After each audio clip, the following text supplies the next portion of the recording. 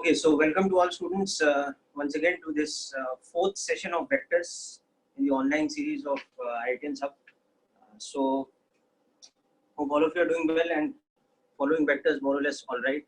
We will get underway very soon with the discussion of the third worksheet. And Aman, just to answer your question, I will not be discussing any of the worksheet 2 questions today because I have discussed them before. But you or any other student, whatever doubts you have in worksheet 2, you can immediately after the lecture message me on WhatsApp with the question number, or you can even send me a picture of the the working that you've done in your notebook. If you just take a click of it and send it to me, then I'll even be able to advise you even better that what steps you have got correct, but where you might have gone wrong, or where some step is missing and how to get unstuck yourself. So that will in fact be the best way for you to resolve those questions. Okay. So before we come to the worksheet 2 review, let's take a quick review of the basic concepts that we learned last time, which was to do with components. Components in 2 dimensions.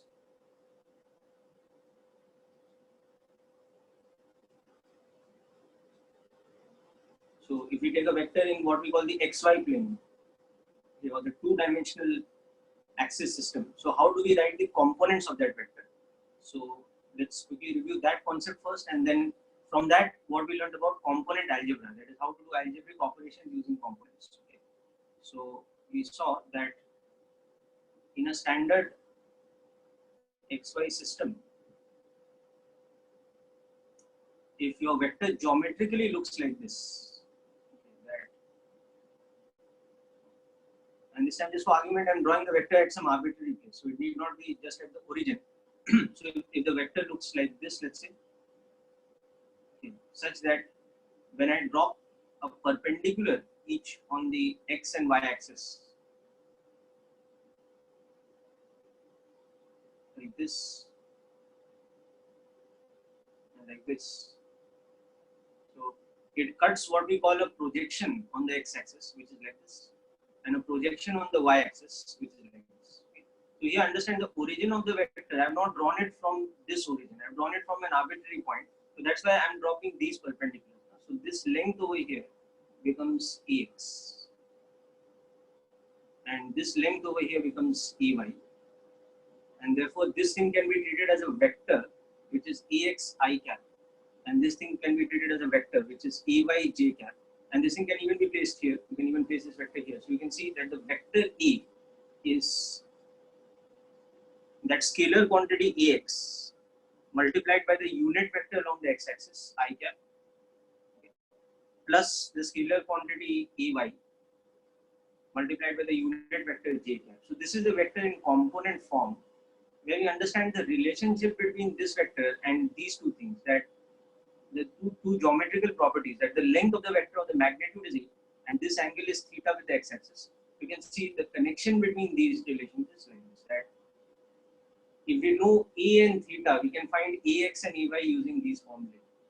A cos theta and ey is e sin theta.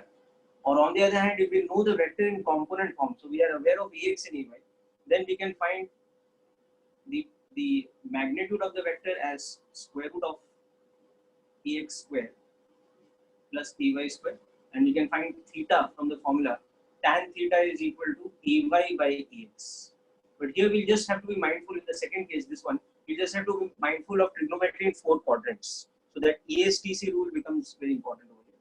So this was the first thing that we learned about component algebra, that how to write the vectors in component form, or how to find the components of a given vector along the x and y axis. So that is from this formula, E cos theta and E sin theta. Or conversely, if the vector is given in component form, like I give you a vector 12 y cap plus 3 j cap or something like that, then how to find the magnitude of the vector, that is coming from this formula, square root of ax square plus ay square, and how to find the direction of that vector or the angle theta, that is such that tan theta is equal to ey by ax. So this was the components. Okay.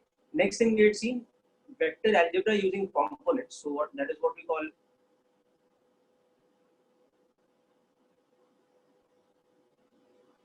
component algebra of vectors. So in this we just saw how to do addition and subtraction using component method.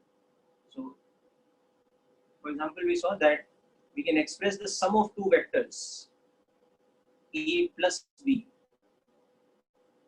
as the sum of the x components Ax plus Bx into I cap plus the sum of the y components Ay plus By into J cap.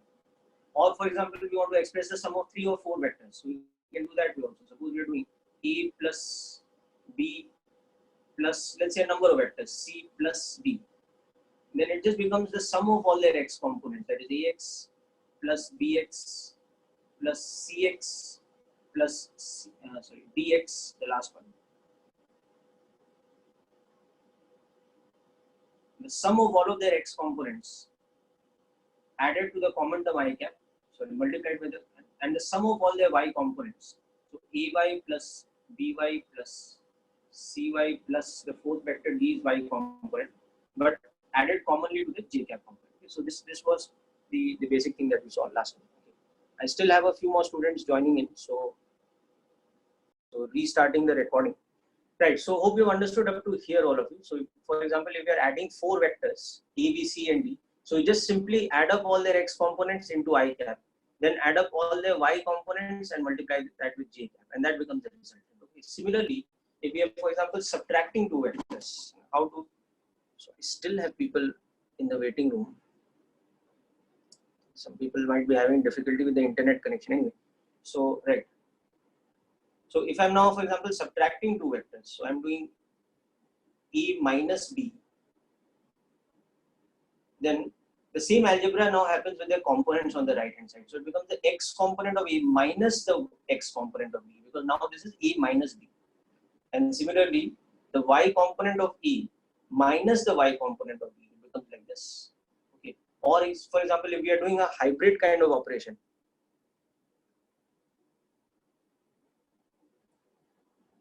if we are doing a hybrid kind of operation, like we are doing, let's say, A plus B minus of C. Okay. So what we can do is we can first add A and B by the formula above, and we get some resultant vector which is like Ax plus Bx, Ay plus By. And then from that vector we want to subtract C, so we'll apply this minus sign. So ultimately you will see that that vector, the x component will have Ax plus Bx, but Cx will come with a minus sign. So it will be Ax plus Bx minus Cx. So left hand side में हमने vectors के साथ जो भी operation किया algebraically plus minus, right hand side में individual components के साथ we are doing the same operation. And this is how we would, for example, calculate something like this. So this becomes Ay plus By, but then again minus Cy. So these are just a couple of examples of how we do hybrid sort of vector component algebra operations involving addition and subtraction. Okay. Products we haven't come to yet, and don't worry, products we will be coming to very soon, but that's not our concern just now. Okay. So let's look at quick review question based on this, and then we'll come to the homework problems, assignments and all that. Okay. So just I want to first, get us started with some questions like this. So in the xy plane, now suppose I have few vectors like this, like the vector E is drawn arbitrarily like this, and it is given to you that E has a magnitude of, let us say, 10 root 2, okay, 10 multiplied by root 2, and this particular angle is 45 degrees. Okay. Now the vector B I am showing by this arrow here. It's like this.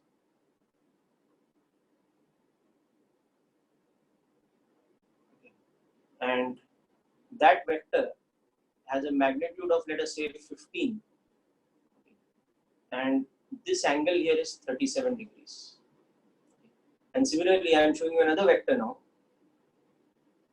Let's see the vector C, which is, let us say, like this. And the vector C is such that this angle is 53 degrees and its magnitude is 20 units. Okay, so let's see. So not drawn properly to scale, as you can see. C should be a little bit longer, so let me try that. Anyway, by and large, like this. So here's what I want you to do in this question now. First of all, in the question, in this example, oops, sorry, just that okay.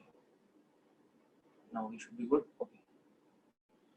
So now what I want you to do first of all is express the three vectors, that is A, B, and C, in component form.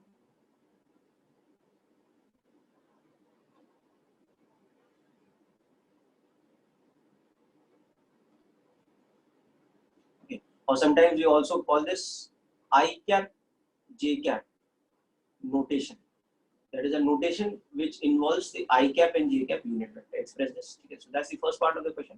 And second part, I want all of you to just find out the vector D, which is given by the formula E minus of B plus C. So find this vector and find its magnitude. So this is just like a quick revision question based on the vector operation we learned last time. But it's quite, in the beginning it appears a little bit tricky. So let's just do some practice and get used to this. Right, so I'm waiting for your answers. Yes, Rakshit, your answer is correct for the first part for E. You've written correctly in component form. Okay, so others also simply just try this out.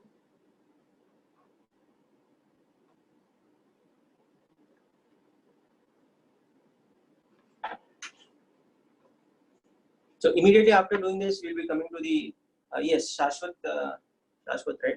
Hope that is correct. Just check the message again. Yes, Shashwat, your answer is correct for the first one. But only you have given AX and AY. Okay? BX is a different thing. BX is for the second vector.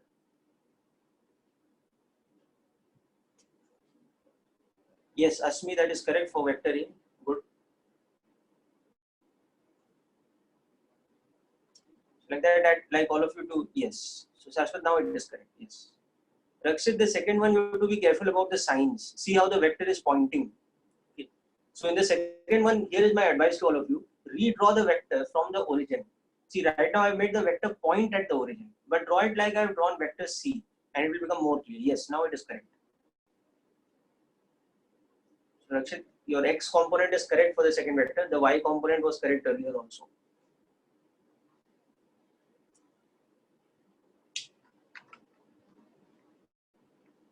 Yes, Snikita, you are correct with the first one.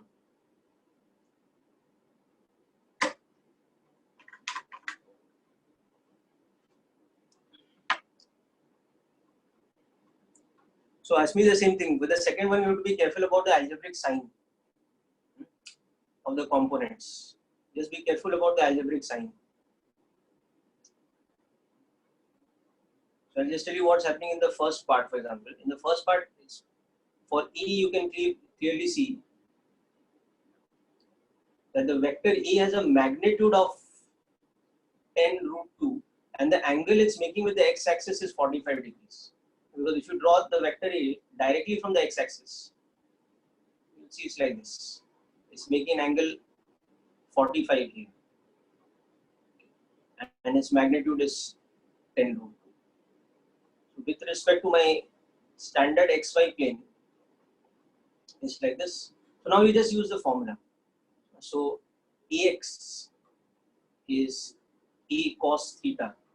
So that when you work out this time will be 10 because cos 45 is 1 by root 2. And similarly, Ay is E sin theta. So again, that is 10 root 2 into 1 by root 2. So that will be 10. So finally, your vector A will be expressed as 10 I cap plus 10 j cap. So when you're writing in your notebook, you must be very perfect with the notation also. Okay? So there should be a proper arrow on top of A because it's a vector, and there should be the proper cap. Okay. Yes, Utsav, for vector D, I will just verify your answer. Just give me a moment here. Okay. Now similarly for the vector B, I'm giving you a hint and figure it out yourself. Okay. So for vector B, just telling you that the magnitude is okay, that is 15, but the angle theta with it, which it's making with the x-axis, this will actually be 143 degrees. Just verify what I've said is correct or not, whether it is 143 or not. So you have to understand how this angle is coming. Then we'll come to the components and all. But first of all, from the diagram above, you have to figure out whether what I have written is, what is the logic of that, what is the basis of that. I'm taking you back to the diagram above. So try to verify from this diagram what I said is correct.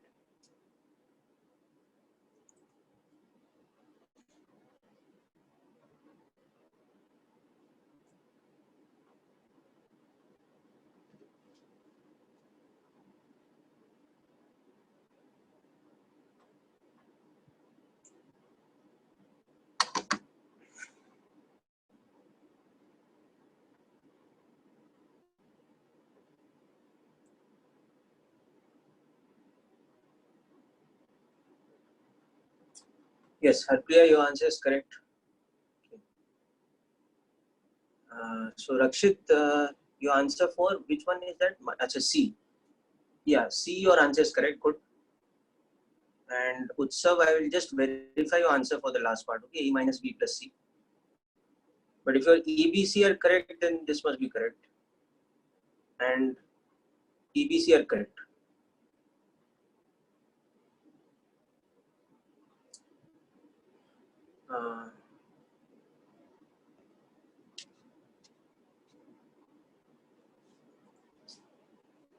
Yes, Nikita, you're correct with vector B. Asmi, you're also correct now. Okay. So you understood how this has happened now, because see, vector B, you have to understand in this diagram, for example, you can get it what I'm saying. In this diagram, you have to understand what kind of angle it is making with the x-axis. वो मुझे actually directly यहाँ पे नहीं पता लग रहा, because the vector B is pointing like this. So there's no way to directly see what the angle with the x-axis is. So better what you do is, you redraw the vector B like this. Pick it up from here and place it here. It's here. But it's along that same line. Okay, so it's along this line. If it is along this line, you can see this angle is 37. Which means for vector B, what was the significant angle? The angle it was making with the x-axis. So this angle was the significant. Positive x-axis के साथ B कितना angle बना रहा है? It is making this angle, which is 180 minus 37, as you can see, which is 143. Correct. And the magnitude of B was 15, so that's here. And this is the vector. So this was the logic of my earlier statement. Okay, so this is a slightly tricky thing in this question, because the vector B was drawn here, so it's like a hint was given to you about the angle. Directly the angle was not given in the figure, so that hint is now showing you that that angle is 143. Now having said that, still a bit of work is left, because we have to understand this angle is in which quadrant? In second quadrant. So in quadrant 2, remember we use this formula that cos of theta is minus cos 180 minus, and sine of theta is positive of sine 180 minus. This is what we use when theta is in the second quadrant. Okay, so we use that over here. So bx, which is b cos theta, will become 15 cos of 143 degrees. So now we use this formula. So 180 minus 143 is 37. So it will become 15, but multiplied with minus cos 37. Okay, not plus, but minus. So further, that will become 15 into minus 4 by 5, because cos 37 is 4 by 5. So as you can see, this will become minus 4. So your x component of B is minus 4. That is what. Now similarly, your y component of B, which is B sine theta, it is 15 sine 143. So further, we will use the second formula here, the sine wala formula. So this is 15 into positive of sine 37. Further, it becomes 15 into 3 by 2. So it becomes positive of 9. So your y component is positive, whereas your x component is negative. And when you visualize the vector, it totally makes sense, because the vector B was like this. So when you draw the vector B with respect to your xy plane, you can see that the x component is negative and the y component is positive. The component it's throwing here is on the negative side, the Vx. The component it's throwing on this side is on the positive side. So the signs totally make sense. The minus sign here and the positive sign.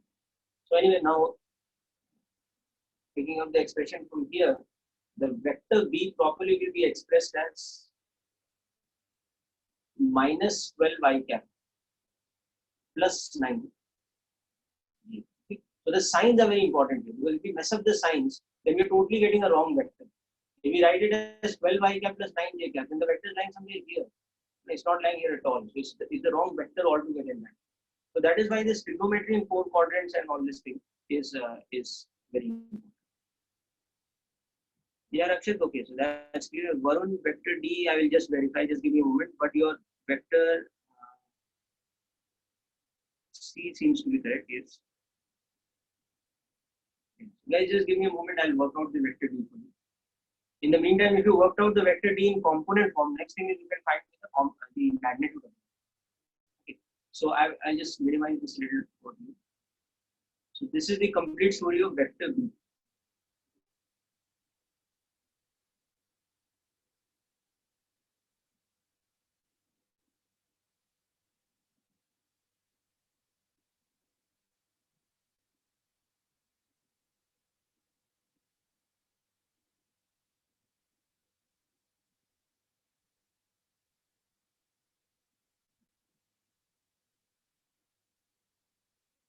Yes, I'll scroll to the question. So next I'm going back to show you what vector C is. And also what the last part of the question, that D is A minus B plus C. So now the job is done for A and B. Same thing now you have to do for C. Now C is directly drawn from the origin plane, so it's quite easy. The angle theta for C is becoming how much? 180 plus 53. So that is becoming 233 degrees. Right? 180 plus 53 or 233 degrees. So C has a magnitude of 20 and an angle theta of 233. So use the quadrant 3 formula. So what is the quadrant 3 formula? That cos theta is minus of cos theta minus 180 and sin theta is minus of sin theta minus 180. So the 2-3 formula I'm just writing as a hint for you. Okay. For the vector C, the angle theta is actually 180 plus 53. That is 230 degrees, and that's an angle in the quadrant P. So the formula for quadrant P is that cos theta is minus of cos theta minus 180, and sin theta is also negative. Third quadrant it is tan, which is positive. So minus of sin 180 degrees. Sorry, theta minus.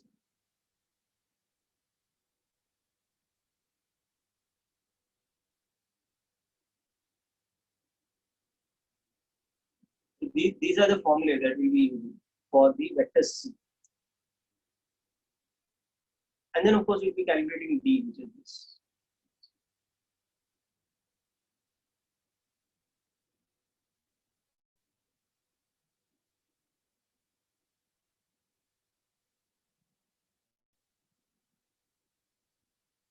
Okay, so let's do a quick recon of vector C.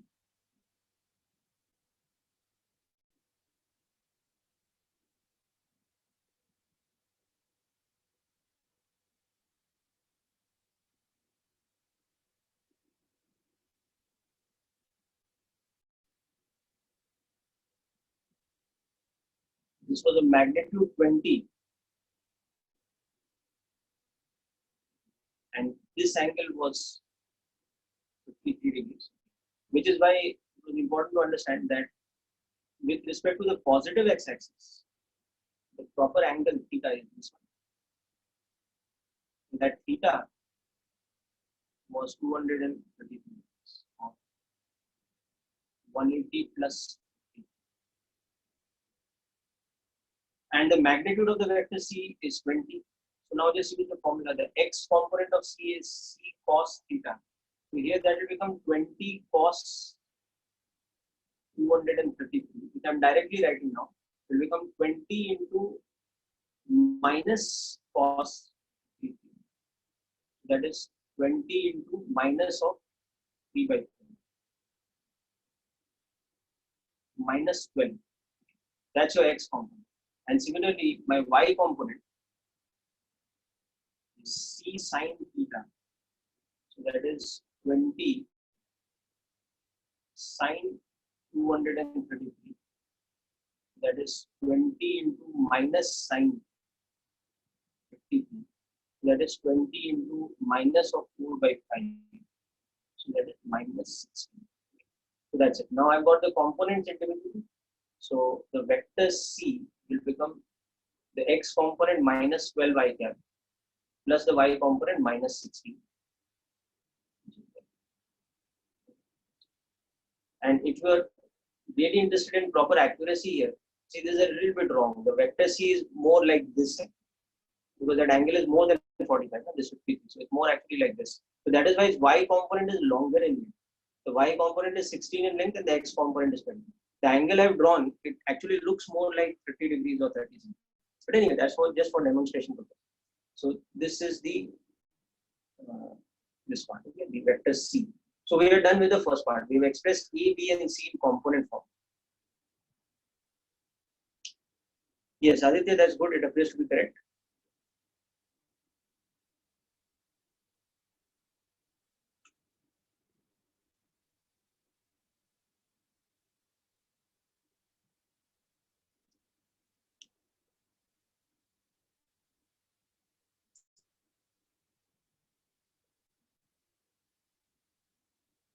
All right. So now let us come to the second part of this question. The second part of this question, I wanted to find out the vector D, which is E minus B plus the vector C. So let us revisit what A, B, and C were.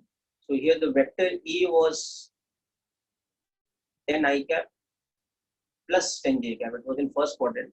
The vector B was, if I'm not mistaken, minus 12 I cap plus 9 j cap. Because it was 15. Quickly check on that. Yes, minus 12 and plus 9. The vector C is minus 12 minus 16. So C is minus 12 I cap minus 16. So now what I have to do next? Here I have to find out the vector D as in component form. C, what we'll do, same thing that we are doing on the left hand side. A minus B plus C. So AX minus BX plus CX into I cap plus EY minus BY plus CY into G. Now this is where we have to be very careful when we are substituting, because remember the components themselves have sign. So AX has positive sign, but BX, for example, has negative sign. So that sign must also come in. Okay, so the vector D will become, better to write it like this now. AX is positive of 10, okay, but BX is minus of 12, and CX is also minus of 12. So this is the proper substitution.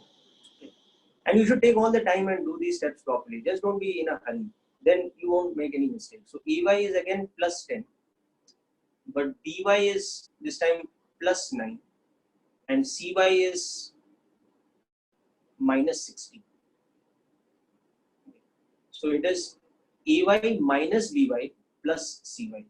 So that's all. So this whole thing into J cap. And next step, you can just, you're used to this kind of algebra, so you can just directly solve it. So 10 plus 12 minus 12, so that will just become 10. Okay. And here we have 10 minus 9, so that is 1 minus 16, so that is minus 17.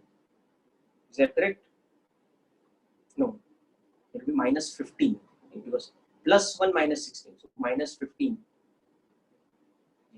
So this is what I feel is the correct answer. We'll just verify the algebra again.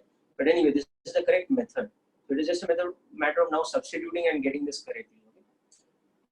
So let me just check the values from above once. So 10 minus 9 minus 16. Okay, so that is becoming. Yeah. So 10 minus 25, so that's one. So this appears to be correct. Okay. And the final thing is the magnitude of the vector D now is going to be nothing but square root of its x component square, that is 10 square, plus its y component square, which is this. So you can take the 15. So you can take 5 common. So you have 5 2s are 10, 5 3s are 15. So you'll have 4 plus 9. So 5 into square root of 13. This is your magnitude of it. Okay. So I'm just minimizing this a little bit for you to verify. Okay. So ABC we have hopefully written correctly from above before. Okay. So that is just a copy paste job from part 1. The working for part 2 is now here. It's all there.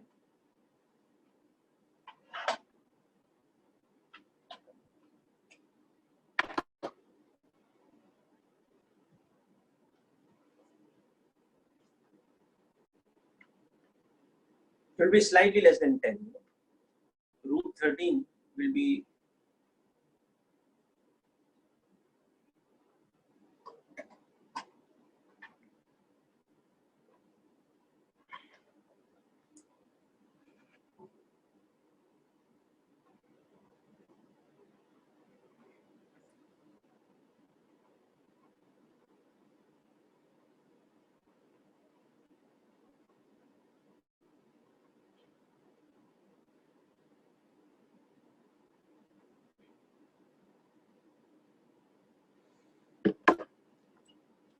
so this will come close to about 18.03 almost.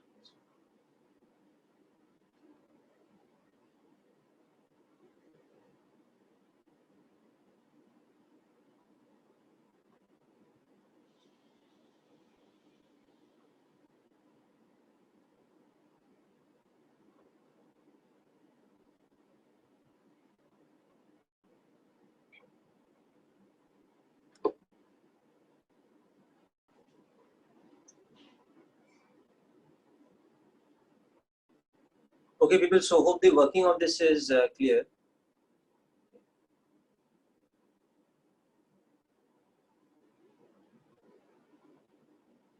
Why we have plus and not minus? Oh, that doesn't matter. See, what we are doing here actually, the proper step is you have square root of dx square plus dy square. So because you're whole squaring it, so even if you don't put the minus sign, it does not matter. It's square root of plus 10 whole square plus minus 15 ka whole square. So because you're doing this whole square here, it's the same thing as 15 square. That's why. Yes, it's okay to leave the answer just as 5 root 13. That's no problem. In fact, you will see that basically we will be doing MCQ questions. So the answers typically will be given in the square root form only, where it is what we call that irrational kind of number. So you will not be expected to do the full calculation. But anyway, later I will be teaching you some shortcut calculation tricks also when we do calculus and all that. So you will see how to calculate root 13 quite fast without using a calculator also. Okay, so that is about this question. So now let me straight away come to the worksheet. So next, people, if you have the worksheet in front of you, you can refer to it. Okay. So I'm going to give a quick hint about question 1 and 2. Not too much. I'm going to do. It's quite easy. After this, you will understand how to do question 1 and 2 if you've not done. And then I will come to question 3, 4, etc. But let me start with question 1 and 2.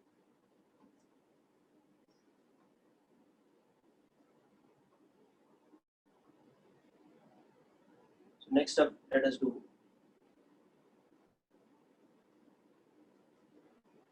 a review of worksheet 3. Okay, that's our third worksheet. So in the first question, see what was happening. The vector A was given to you in component form. The vector B was given to you in component form. And information was asked about the vector E plus B. You have to find out the magnitude of this vector. You have to find out. So these two were given. And you have to find both magnitude and angle of this. So just apply component again. So A was given, I think, as 2i cap plus 2j cap. And B was given as I cap plus 2j cap, something like this. Okay. Yes, that's correct. So you can see that the vector A plus B is now how much? The vector A plus B is just AX plus BX. So 2 plus 1 I cap plus AY plus BY. So that is 2 plus 2 J cap. So now you know this in vector form. A plus B And if you're getting confused with this, just think of this as a new vector. Suppose you say R is the resultant. So that new vector R is how much? It is this. That new vector R, which is the sum of A plus B, that has an X component of 3 and a Y component of 4. So now you just apply that principle, that what is the magnitude of R? It is root of Rx square plus Ry square. So magnitude of R is nothing but magnitude of A plus B. So mod of A plus B becomes square root of 3 square plus 4 square. And if that vector R or A plus B is making an angle theta with the x-axis, then the angle theta says that tan theta is 4 by 3. Okay? So tan theta is Ry by Rx. So you will see that this becomes 5, and this tells you that theta is 53, because it's 4 by 3. So that R only is A plus B. So what this R is, it is the magnitude of A plus B, because the vector R is nothing but this. So what is this angle theta? It is the angle of A plus B with respect to x-axis. Alright, yeah, so I'm coming to 11th question and all that, don't worry guys, I'm seeing your messages, but I'll just go a little systematically. So, Jenny, I hope the second question is clear to you. Second question में यही करना था, you have to find the angle that the vector A plus B is making with respect to the x-axis. So this is your vector A plus B. In the second question, you have to just do this, you have to find the angle that this vector A plus B is making with respect to the x-axis. So that is nothing but 53 degrees, because tan theta is 4 by 3. Now this vector, you can see A plus B vector has a positive x component of 3 and a positive y component of 4. So it's lying like this, it's in the first quadrant. So this angle you have to find out. So this was 4 and this was 3. So that angle becomes 53. Right, so that is the, yeah, that's this thing. Varun, that is coming from the formula, na? That tan theta is equal to 4 by 3 means theta is 53 degrees. Okay, that is just that special triangle I've told you about, the 3, 4, 5 triangle. And if you ever forget about the values, just draw 3, 4, 5 triangle, you will remember. So suppose this side is 3, this side is 4, then the hypotenuse is 5. Now see, the smaller side will have the smaller angle opposite to it. So this angle is 37. The larger side will have the larger angle, so 53. So from here you can see tan 53 is 4 by 3. Or if I draw this triangle inverted now like this, such that the longer side is the base. So this is 4, this is 3, this is 5. Now this angle becomes 53 degrees and this angle becomes 37. Okay. So these are just a couple of extra values you have to remember, other than 30, 60 and 90. I mean 30, 60, 45. Okay. That 53 and 37 you remember the values. I have discussed it a number of times before also. Okay. You can refer to my notes also for that. Okay. You will find it in my lecture 2 and 3 notes. Okay, so next up, let me just refresh the screen once.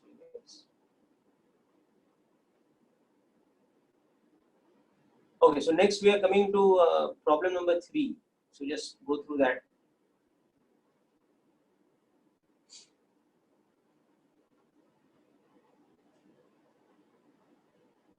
Okay, so problem 3 is just like a question we did just now. The vector is given to you and you have to just write the components. So I'm quickly going to work this out, or quickly going to tell you what you have to do here.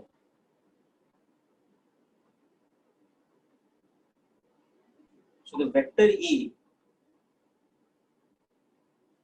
is in fact drawn like this. You can see its magnitude is given to you as 10, but this angle is given to you as 30 degrees. That means with the x-axis, what angle is making actually? This angle. This is the angle for E. Theta is equal to 150 degrees.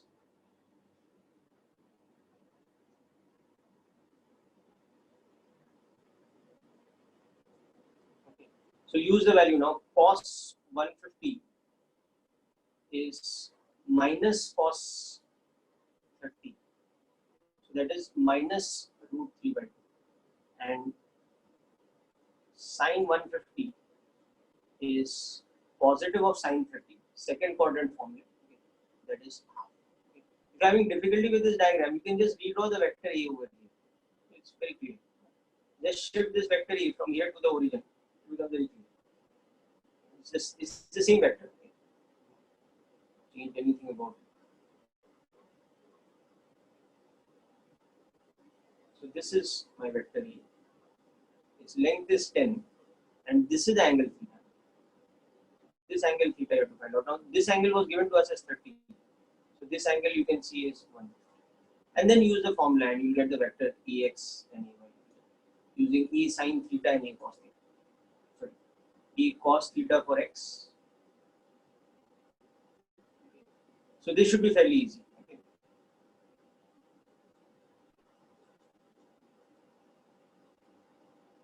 So I'm leaving the rest for you.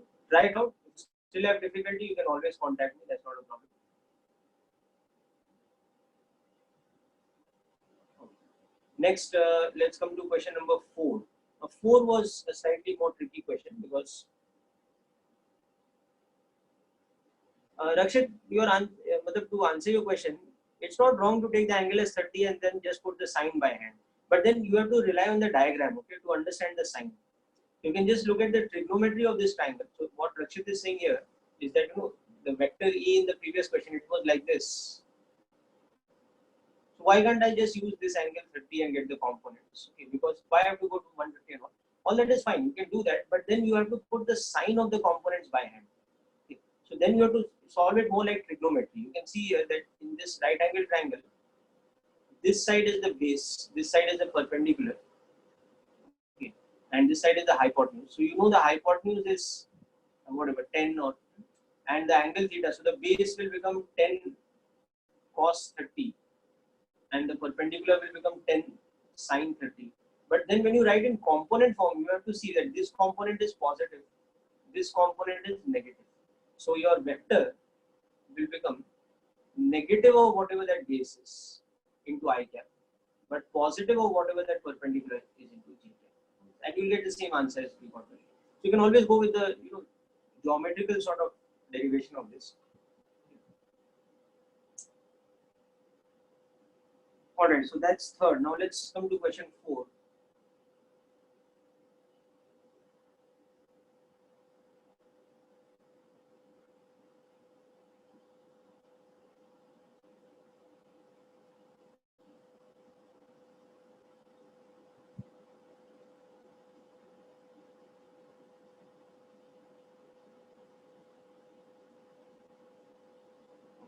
Just a moment. There was Amog who was stuck in the waiting room, so hopefully he is now part of the lecture. Yes, okay. So welcome back, Amog. Sorry about your connectivity issues, but you'll get the recording, so don't worry. Right, now let's look at question 4. Now 4 क्यों tricky था? Because I have not taught you the projection, the product method to find the angle. So how I expect you to do question 4 is from basics. How I expect you to do question 4 is inspect the individual vectors given to me. The vector A and B is given to me, and from that I have to find the angle between the two vectors. Okay, so some vector A is like this, some vector B is, let's say, like this, and from that I have to find out what the angle between A and B, let's say that is theta. So I have to find this out. So how I'll do this question is by the method I'm showing you below. That from the vectors A and B given, find out the individual angles with respect to the x-axis. So this is my x-axis. You can find out how much angle A is making. Let's say that is theta A. You can find out how much angle B is making. Let's say that is theta B. So then this is the difference of the two. So that is the method. Okay. That's how I expected you to do this problem. Though there are, in future we'll see there are more shortcut methods of finding out the angle. Okay. So anyway, so vector A is given as 12 I cap plus 16 J cap, and the vector B is given as minus 8 I cap plus 16. Okay, so let's see what we can learn about. So we want to find the angle between A and B. So this is how we'll proceed. We'll find the individual angles with respect to A and B. Okay, so you can see that therefore vector A is at, let's say, theta A equal to how much? You will see that that is 53 degrees. with respect to x-axis. Now, how I know it is this, because tan theta will be equal to Ay by x. So just a moment, I'm having a bit of connectivity issue, so I'll just hang on a moment. Okay, my whiteboard will come online again in a moment. But anyway, just keep listening to what I'm saying here, okay, till it comes back online. So for the vector A, you know Ax and Ay. So from that you find out tan theta. The formula we just discussed. So tan theta kya hota hai? Ay by x. And you can see both components are positive. That means vector A is lying in which quadrant? It is lying in the first quadrant. Right. Now similarly,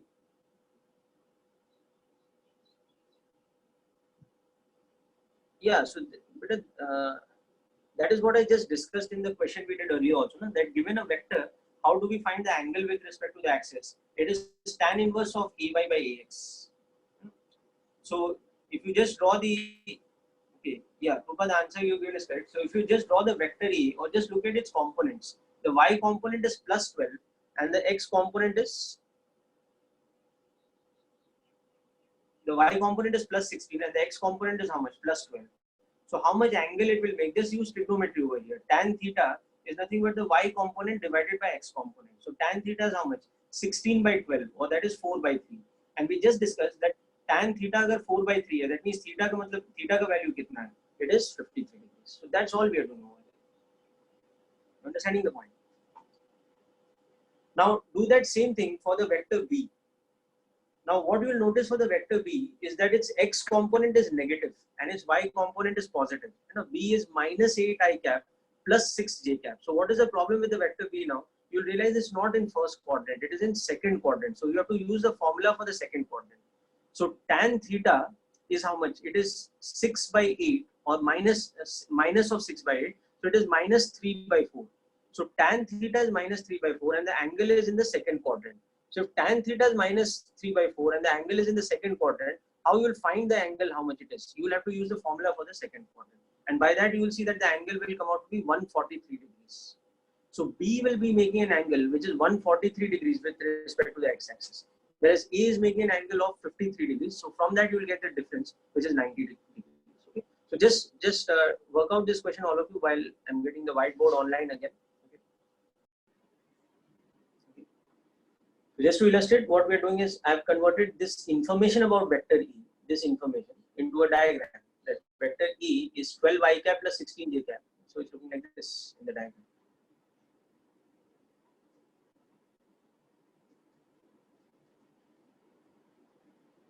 Yes, correct. Manas, that is in fact correct. So I think you've understood the method. Now in the same diagram, repeat this exercise for vector B. So vector B is like this. It has an x component which is minus 8, let's say. So it's here. And it has a y component which is plus 6. So it's something like this. So Bx is minus of 8, whereas By is positive of 6. So finally, where is the vector B lying? It's lying somewhere like this over here. So this is my vector B. And let's say this whole angle is theta B. But you can actually calculate theta B very easily by just looking at the geometry of this triangle. If you look at this angle as beta, you can see that theta B is actually 180 minus beta. And in that triangle, you can see that tan beta is just 6 by 8. It's just the magnitude of the size, or 3 by 4.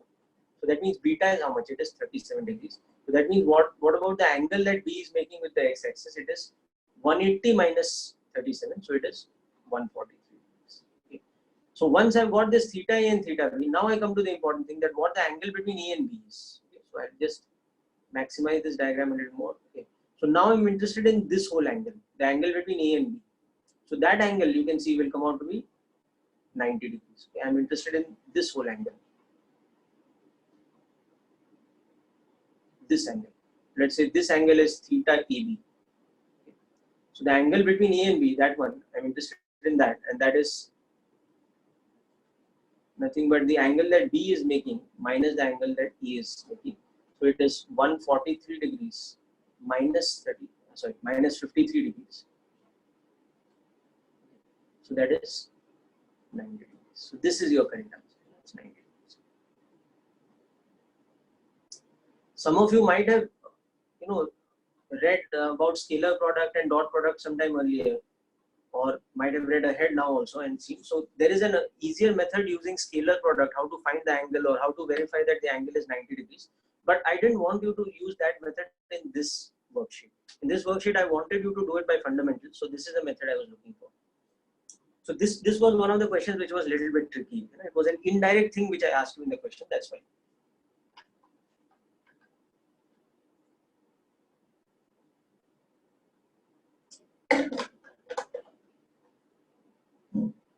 Okay, so this is the complete solution of question number 4. Now let me move on to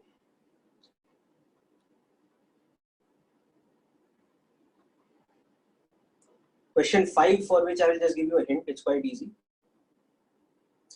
And then 6, 7 and 8. Sorry, 6 and 7 are interrelated. Then 8, 9, 10 are interrelated. Then 11 to 14 are interrelated. So we discuss them as common questions. Okay, so finish this and take a look at question number 5 next. I will just explain it to you.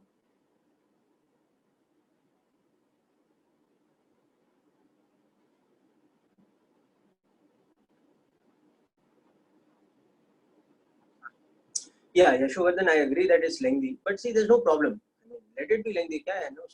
You are getting to learn a lot of things. Huh? You're doing a lot of analysis in the question. You're learning new things about vectors. So that's fine. There's no problem. There will be questions at JEE level which will be lengthy, beta. And this is an example of a JEE level question for application of vectors.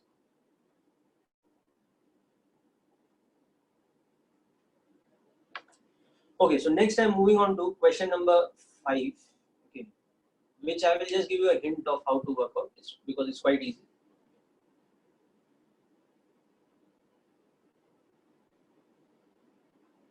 So in question 5, what is happening is you are given vector F1.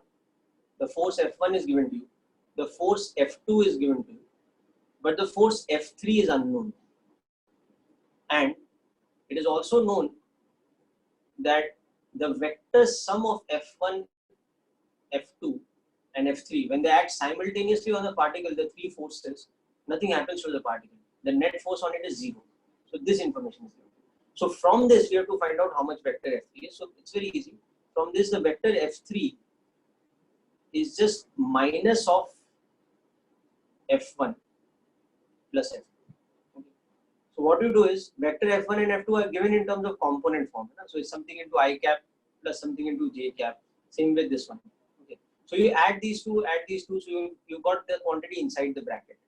And then just multiply that whole bracket with a minus sign. So bring the minus sign inside the components. So that is giving you a resultant force F3. And whatever is required for it, you can find out. If you want the magnitude of it, just apply square root of x square plus y square. If you want the direction, then apply the tan theta formula. And you'll get the complete information about F3, which is what has been asked. Okay. So that is this question. Okay. So just try it out. Based on today's lecture, you will not have any difficulty understanding it. Now let us come to question 6 and 7, which are kind of interrelated. Now 6 and 7 is again a lengthy and slightly tricky type of question. Not as much as 8th and 9th, but a little bit more complicated. So 6th question, it is given to you that the sum of two vectors E plus B is a known quantity and it is 10 I cap. So 10 I cap means this y component is 0. The resultant of these two vectors, it just lies along the x-axis. It's like this. E plus B is a vector along the x-axis of magnitude 10. And also given to you that E minus B is a vector which is given by the formula 10 root 3 j cap. Okay. So that means my vector E plus B E minus B in comparison to this is looking like a vector like this. Because it's along the y-axis. You can see this one's x component is 0. and it's 10 root 3 in magnitude, and this is the vector A minus B. So this is visually the information which is given to you. But now from this we have to find out magnitude of A and B. As you can see, question 6 is about mod A and question 7 is about mod B. So this is just about observation actually. You can see that you are given the sum and difference of two things. So let us say this is equation 1 and this is equation 2, which are two equations which are given to you, which are the sum of two unknowns and the difference of two unknowns. And you want to find the individual quantities. So just add the two equations.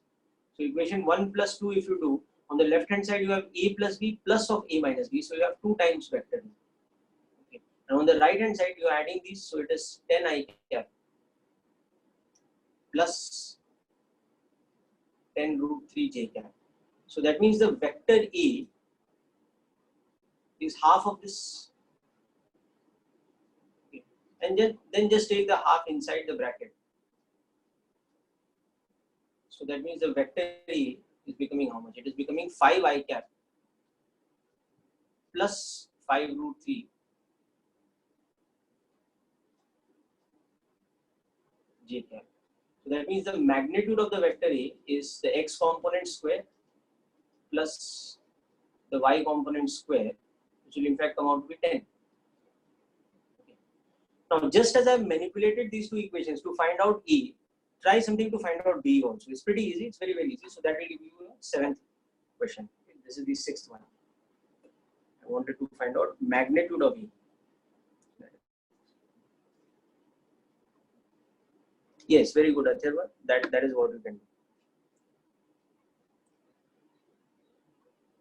Okay, so just complete this question, people. Then we'll move on to the 8th, 9th, 10th question, which is a little bit more tricky.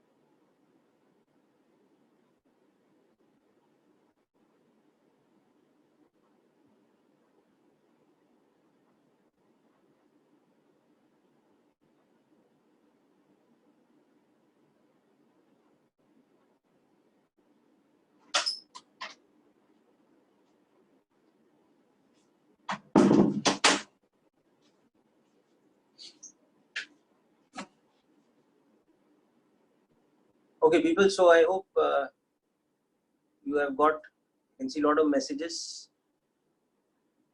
Yes, you have got this question correct. Amog, you are also correct. Atharva, you are correct. Dharmil, you have already done this question, so fine. Okay. So it's like this. So yeah, for the 7th one, you want to find mod B. So you can either substitute this in A plus B formula. You can substitute this vector A in any of the two equations given, or you can also do this. So either substitute vector A in equation 1 or equation 2. Or there's another thing you can do. You can just do equation 1 minus equation 2. If you do that, you will get 2b is equal to something. So from that you will get the value of b. Okay, so very simple. That's what.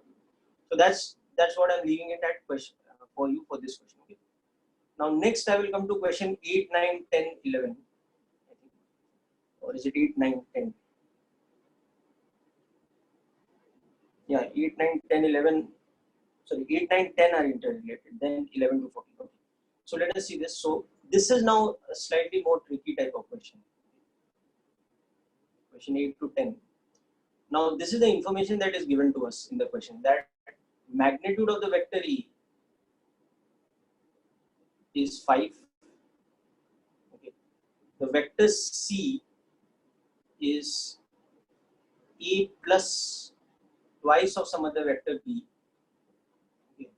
And C is perpendicular to E.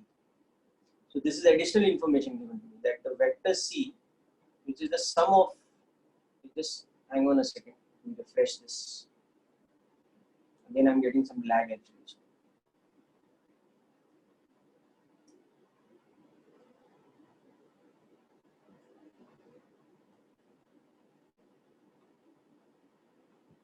Okay.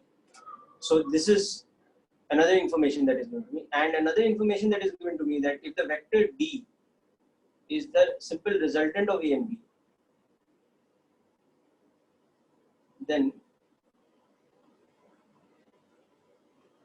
the magnitude of D is also equal to 5, which by the way is the same as the magnitude of E. So three pieces of information, if you think, are given to me, that so what are the unknowns here? The unknowns are the vector B itself and the angle between A and B. So we don't know the magnitude of the vector B and theta, that is the angle between A and B.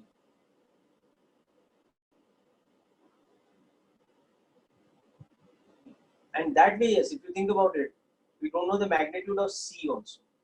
The magnitude of D is given to us, but the magnitude of C is not known. So there are so many unknowns. But basically, these are the two unknowns. Once we know B and theta, we can find out C, we can find out D, so all that is fine. So basically, there are two unknowns, and there are two conditions which are given to me, condition 1 and condition 2. So I have to make use of the two conditions. So I have to make use of the two statements which are given about C and D in terms of the two unknown quantities, which are B and theta. Okay.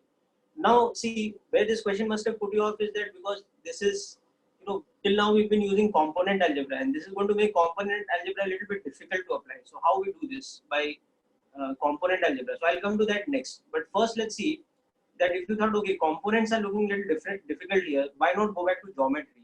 And you'll realize geometry is simple, because this is a right angle triangle. Okay, the second one, the one involving C, is a right angle triangle. So somehow it's going to be easy, because right angle triangles are always easy to solve. And the second thing is this one. In this, the magnitude of D is the same as the magnitude of E. So somehow that triangle will also be easy to solve. So let us think of solving this geometrically. Okay. So method 1,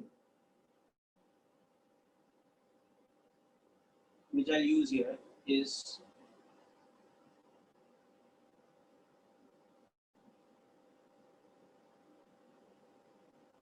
geometrical method. Just refreshing the screen once more. I'm just getting a lot of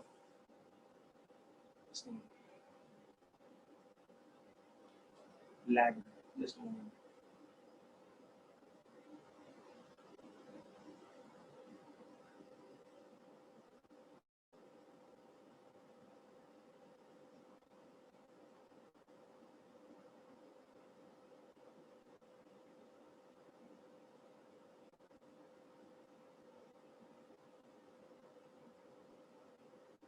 Okay.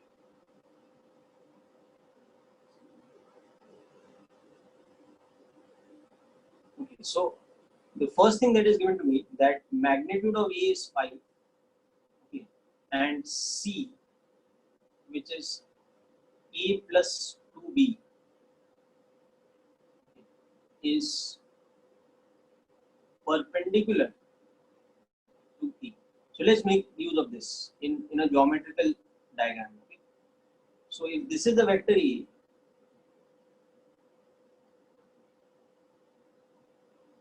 which is of magnitude 5, the information about C I have is that it is perpendicular to A. So let me draw the vector C, and that is, let us say, this one, because it's perpendicular. So it's either above or below. So I'm just by default taking it above. So this is the vector C, which is perpendicular, but I don't know its magnitude. Okay, that is not given. Now, what is the relationship which is given between C and A? Let's examine that also. Yes.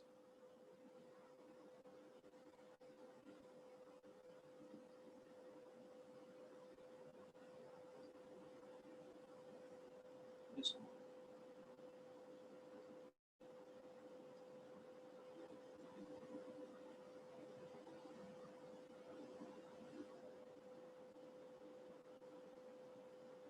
This was my vector E.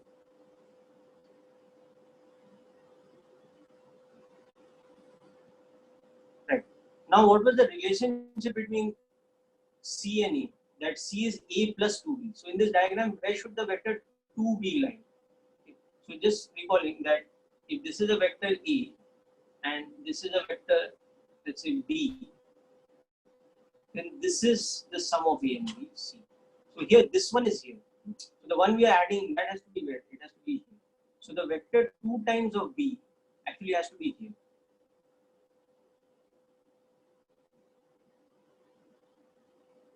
So, this vector, which is 2B, has to be here. So, its magnitude is also unknown. Okay. Now, let us say this angle here is some alpha. So, alpha is also unknown. Okay. C is also unknown. B is also unknown. Okay. And actually, the angle between A and B, if you look at it, that one is theta. Okay. So, theta is nothing but 180 degrees minus alpha. Okay.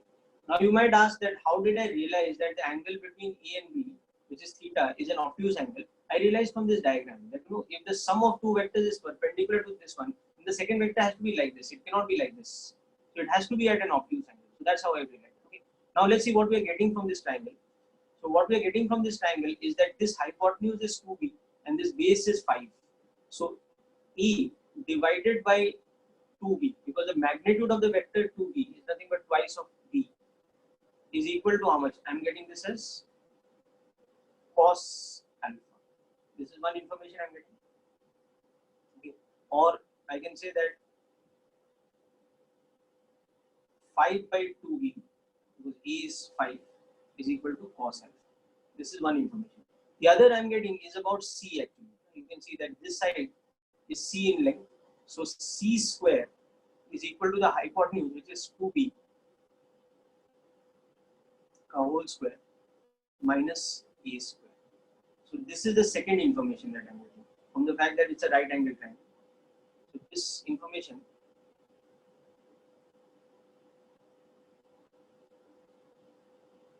just a moment. I'll take you back to this. Just give me a moment. So this second equation, I'm just putting it up again.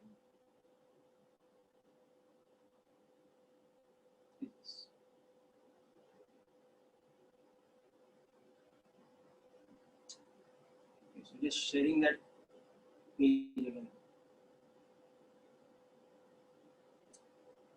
Okay. So let me just minimize this a little so that you can understand. So from this information that was given to me, the first piece of information which was given, this that C, which is A plus 2B, is perpendicular to A, and A is magnitude is 5. I have generated two equations now, equation 1 and equation 2. Whereas my unknowns are what all? I have three unknowns. Alpha is unknown, C is unknown, and B is unknown. So I'm not going to be able to solve these on their own independently. Understood? So I've got two equations now from these two, from this triangle, the triangle involving C. Yeah, just follow the diagram better, you'll understand why the angle has to be obtuse. So draw some kind of triangle, sum of two vectors. So usme agar the third side is perpendicular to the first side, then the other angle has to be obtuse. The exterior angle has to be obtuse. Otherwise, ho hi nahi sakta. Try and draw a triangle where this interior angle is 90. So how can that exterior angle be acute? It has to be obtuse. Understanding the point? Okay. Okay. Now, just as I've got some information from the vector C. Okay. Just as I've got the information from the vector C and this triangle, I've got two equations. Now, what is remaining? Information about the vector D, where D was equal to A plus B and D's magnitude was how much? 5. So draw a second triangle which is for that one. Understanding what I'm saying? So copy down this triangle which is for C equal to A plus 2B and write down the two equations. The next step what we have to do is draw the vector triangle for the second operation which is given to you, that D, the vector D for Delhi is equal to A plus B. Yeah, you're not getting the screen, I'll put it up again. Okay. So just now draw a triangle for the second. So I can see guys you're not getting the screen. Okay, don't worry. I'll put it up very shortly. That thing has gone offline again. But in the meantime, what you do is draw the vector triangle for the vector D. That is D is equal to A plus B. Just try that out from the information that is given.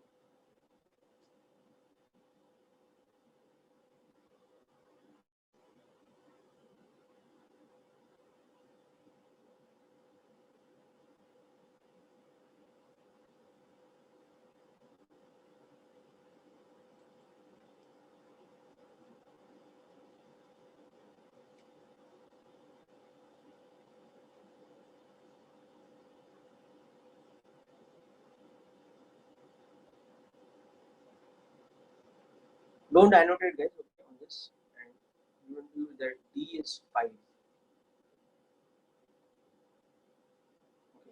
So make the triangle.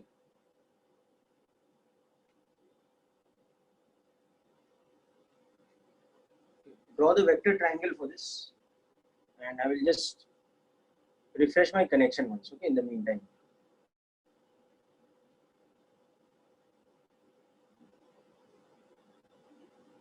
So we will just draw this triangle and try to get a third equation from this.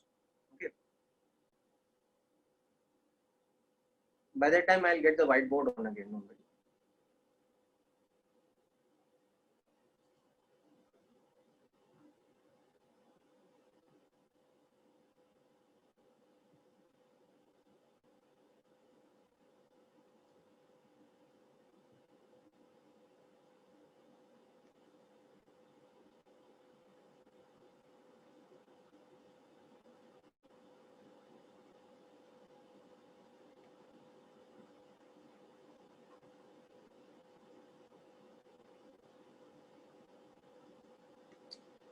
Okay, so back online with the whiteboard. So this was the vector triangle which I got for the operation C.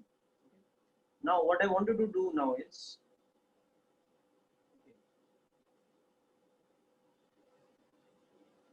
draw a vector triangle for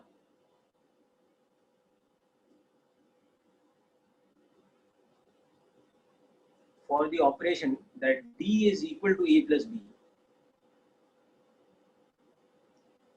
Okay, and get an equation from that. So just do this and try get the third equation. Okay, and I'll resolve it. Vector भी simple ना, इसका half होगा 2b जो मैंने draw किया है उसका half होगा ना. So just draw similar kind of blue line as we have got 2b, but make it half the length as b is.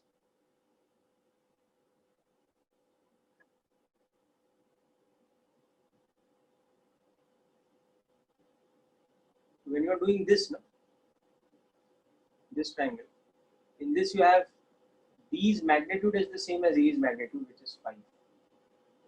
So write an equation. So from this you will get equation 3. Okay. Now when you are drawing this triangle, just be mindful of the fact that if this is the vector 2b, then what is the vector b? It is half of that. So just putting that up below here. See, if the vector 2b is like this,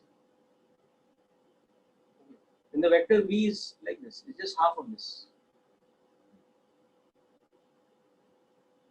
If this is the vector 2 times b, then this vector must be b, where this length is, it is half of that one. This length here is 2. Okay. And whatever angle this is, these two are the same. This angle is alpha, then here this angle is also the same thing alpha. So use this now to draw the previous triangle. Okay. Use this to draw this triangle. and squeeze out a third equation from that. Equation 1 and 2 we got from the first triangle. Now get an equation 3 from that, and you will see that solving the three equations will become very simple now. And we'll be able to get all the three unknowns. That is the value of C, the value of B, as well as the value of alpha or cos alpha. So cos alpha se alpha aa jayega, and once we have alpha, our theta is what? It is just 180 minus alpha. So that is the method of solving this problem by geometry method. We'll also discuss by component method how to solve this. Okay? But first, just get this by geometry method.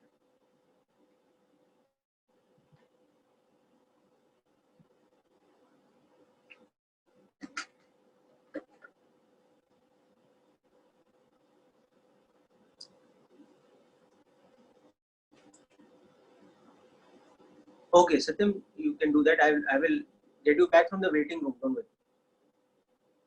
You can reconnect, and when you are in the waiting room, I'll keep a lookout for you.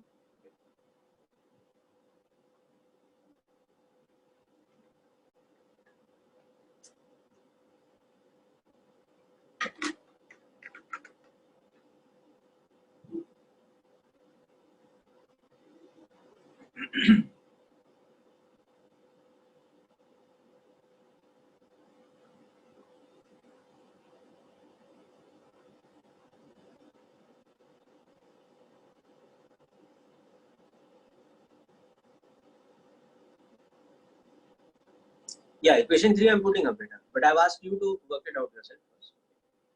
Tell me what equation you are getting for equation 3. So let me draw the triangle, and that will help us understand equation 3.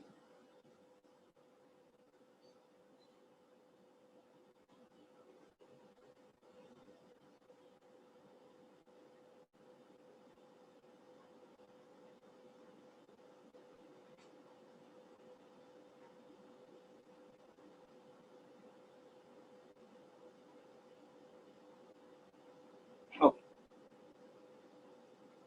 So my third or E plus B wala operation, it will look like this.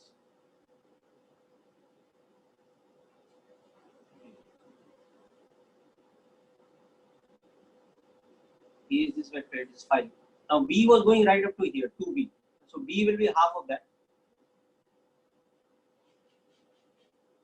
So if you just compare it with the previous triangle which I got, you will realize it will look something like this. This vector has to be B. Because in the previous one, you had just seen that when we took A plus 2B, you have to actually draw them alongside to understand how they are interrelated. E plus 2B was interestingly looking like this. This went right up to here.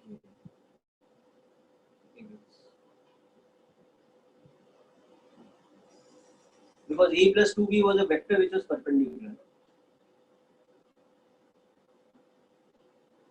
This was the earlier vector triangle we had drawn. Where this was the vector C. And this angle was 90. Whereas this vector was 2B. This angle was some alpha. And of course, this vector was E. And its magnitude was 5. So in comparison to that, if you draw this vector now, this triangle, you will see that it looks something like this. This will have to be my vector D. So this is the triangle involving the algebra that D is equal to A plus B. And it is given that magnitude of D is also 5. Magnitude of E is also 5. Okay. Now what is the common link between the two triangles? One is that both have this side equal to 5. That is the base. The other thing is that for both of them, this angle is the same. Only this is B in magnitude and this is 2B in magnitude. But the angle is same. This angle alpha or this angle theta is the same. So for this triangle now, we have to use the fact that the resultant has the magnitude equal to 5. So if D is this, then mod of D is magnitude of A plus B. So for that we'll use the triangle law formula. Root of A square plus B square plus 2ab cos theta. And in this we can see that theta is 180 minus alpha. So cos theta should be replaced with minus cos alpha. So the relationship between alpha and theta is this. So let's substitute this now. Now mod d we know is 5. So that is equal to a square, so that's 25 plus b square, so b is unknown, plus 2ab, so that is 10b, but minus of cos alpha. Because cos theta will be replaced with minus of cos alpha. So this thing is substituted. Okay. Apart from the fact that a and d are both. So now let's square both sides of the equation. So squaring both sides, we get 25 is equal to 25 plus b square minus 10b cos alpha. Or this just gives us that b square minus 10b cos alpha is 0. This is my third equation. Okay. So this is how I have converted that information about the vector d into an, that information is converted into a diagram, and from that diagram we are getting some relationship. So this is what I wanted you to try out in the meantime. And already from this we've got some information. From this we got equation 1, which was what, that this thing 5 by 2b is equal to cos alpha, and equation 2, that c square is equal to 4b square minus 20. So I have equation 1, 2, 3 now, and I have b unknown, I have c unknown, and I have alpha unknown. So 3 variables and 3 equations. Now it's a matter of algebra to solve these.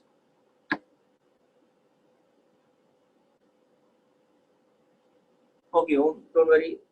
If you get disconnected, you will come back to the waiting room and I will pick you up from there. Don't worry. I'm keeping a lookout on the waiting room. I've kept one window open. So in case anybody's connection is loose, is inconsistent, don't worry. Just reconnect. I will pick you up again from the waiting room.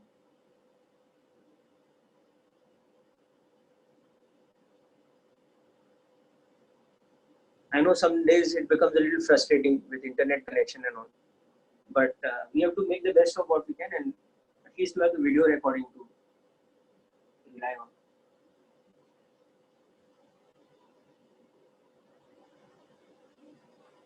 Okay, so let's see what equation 3 is giving me. So equation 3 is actually a quadratic, so it gives you 2 options, but one option is unacceptable.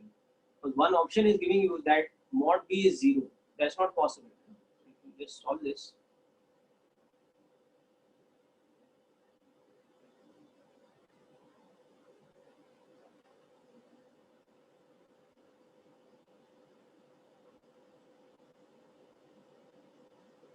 Just a second, I'll be back with.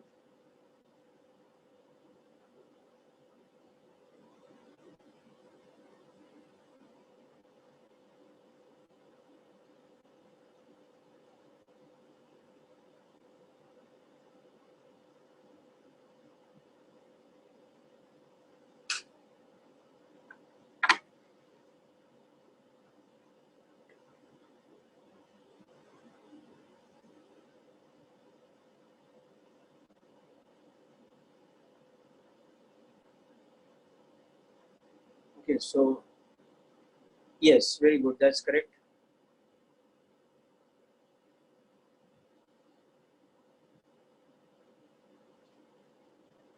Jayanti, Varun, b square is 25. So b will come as 5. Very good. Aman, you also got it.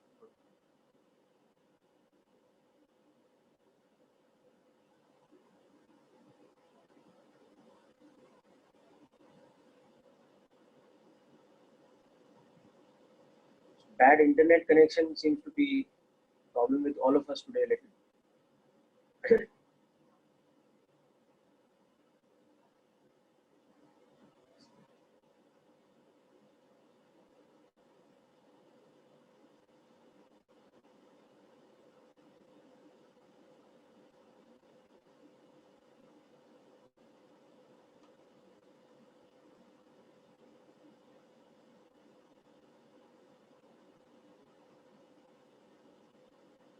Very good, Harpriya. So while I'm again refreshing, unfortunately, my whiteboard, I'm just telling you that the third equation will give you a relationship between b and cos theta again, cos alpha again. So compare that with the second equation and you'll get your value of b. You'll get the solution that b square is 25 or b is 5. Now, b square is 25 generally means that b is plus minus 5, but here we won't take the negative solution. We'll take only the positive root.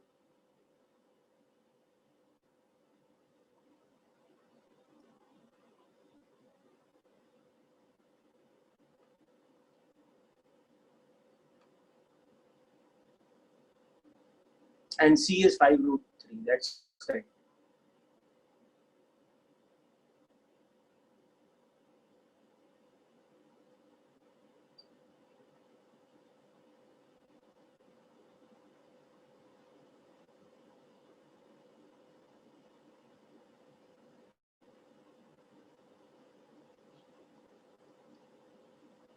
Okay, so I'm keeping my fingers crossed with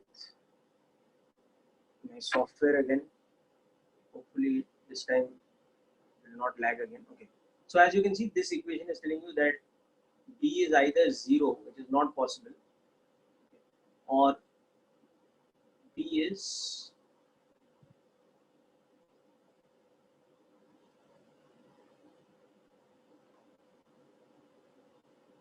ten cos alpha. Okay. So substitute this with equation 2 now.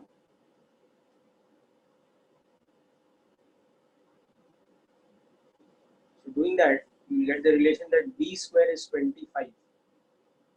So basically what you do is, instead of this, you substitute cos alpha in that equation as b by 10. So substitute that in equation 2. So you will get b square is 25 or b is 5. Okay. So now once you got b is 5, you will also get the value of c as 5 root 3 when you solve it. Okay. And you will also get the value of alpha such that your cos alpha will come out to be half, which means that alpha is 60 degrees, which means that the angle between A and B, which we had set out to find out, so theta will be 120 degrees. So this will be your angle between the vectors E and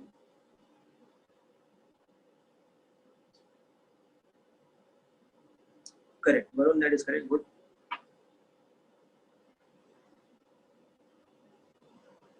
Okay. Now I'm also going to give you another approach of how to work out this question.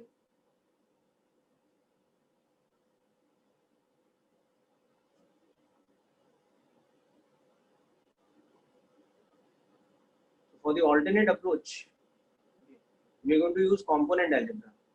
I'm just minimizing this first little for you. So you substitute this result. B is equal to 10 cos alpha in this equation, the second one.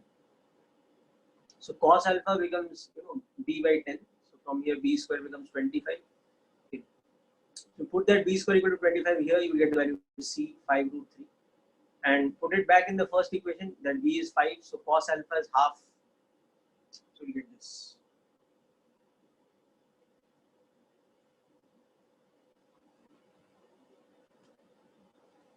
Alright, so people, hope this is clear. Now I'm just going to give you another approach of doing this question.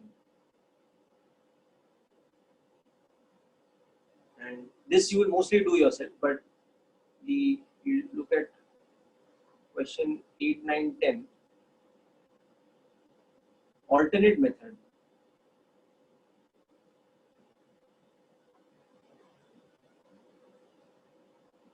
That alternate method is components. So what we do there is we just use the information given that A is of magnitude 5, C, which is A plus 2B, is perpendicular to A, and D, which is A plus B, has magnitude equal to 5. So this information, how do I make use of it in components? So I'll first of all decide on some kind of reference frame. So I'll decide that, okay, my vector A is, let's say, along the x-axis, and vector C, which is perpendicular to it, is along the y-axis. That's completely arbitrary. Okay, I'm making this because I can fit my x and y axis wherever I like, as long as they are perpendicular to each other. So I will place the vector E like this now. And I'll place the vector C like this now. Okay. But I've also realized that I have no information about this one. I know E completely. Okay, so I'll say let vector E is along the x-axis. So it is 5 cap. Then vector C is some magnitude which I don't know, but it's along j cap. Why? Because I'm making use of this information that C is perpendicular to j. Okay.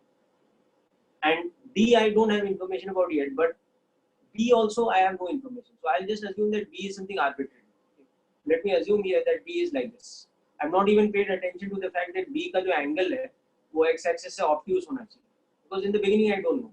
So let me say that the vector B is just some bx I cap plus by. Okay. Now let me convert these two informations into equations. Okay. So you have, since C is equal to A plus 2B, what does that mean about the vector C? It is equal to 5 I cap plus 2 times bx I cap plus by j cap. So that means the vector C, as you can see from here, is 5 plus 2bx I cap plus 2by j cap. This is the vector C.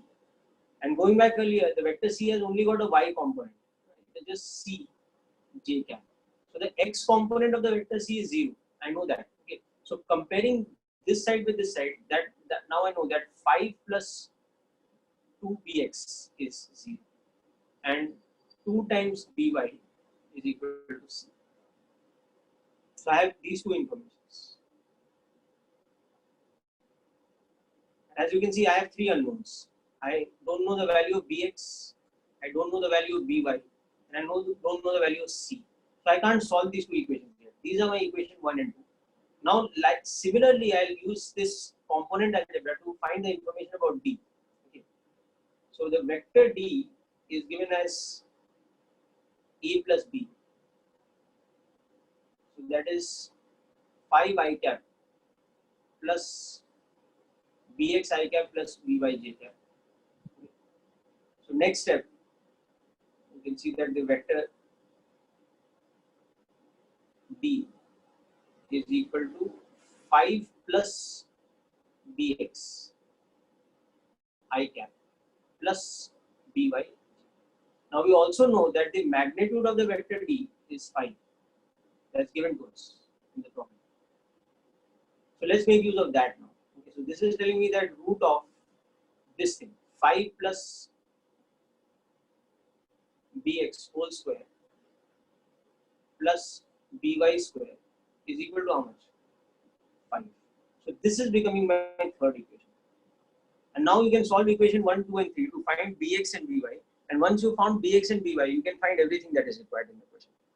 So I am leaving out the remaining steps for you to do yourself. Oh, the voice is lagging a lot, is it? Okay, guys. So yes, there does appear to be some kind of problem. Okay. So just hang on a minute. Okay, I'm just going to refresh the connection and get back to you. But in the meantime, I'm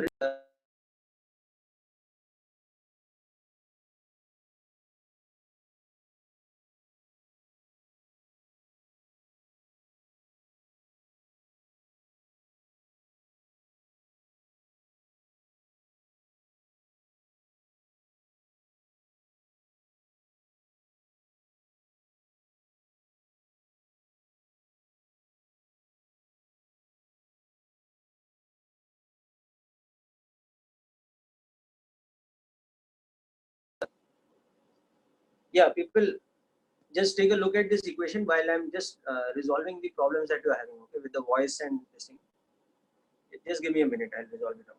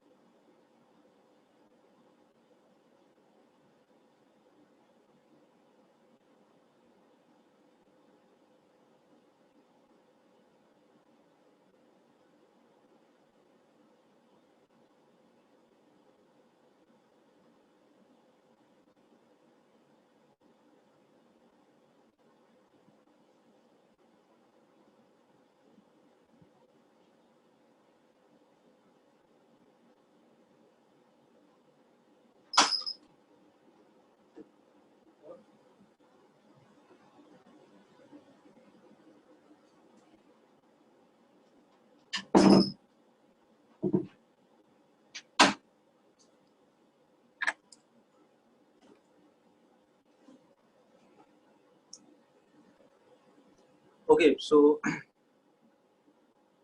hope these steps are clear. How we've done this. Okay, so I'm leaving you with these steps. Now, what you do is you solve these three equations. Solve 1, 2, and 3 for bx, by, and c. So once you got bx and by, now you know the vector b. So that is known. So you can find out its magnitude and angle. Okay, and whatever magnitude and angle, that will give you the answers for what you're looking for. So that is the alternate method of good. Thank you, people. Let me just restart the modem. So that's that. Okay, that's done. Now let's come to the next set of questions, which is comparatively easier, 11th to 14th. Well, I'll tell you it's easier because there's no trick involved. You have to just directly solve. But the thing is, you have to convert to components, because you're doing addition, subtraction of more than 2 vectors.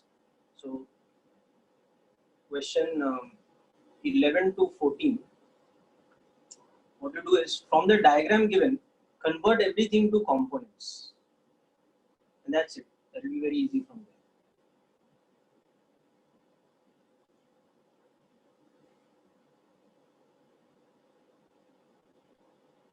So for example, one vector is given like this, another vector is given like this,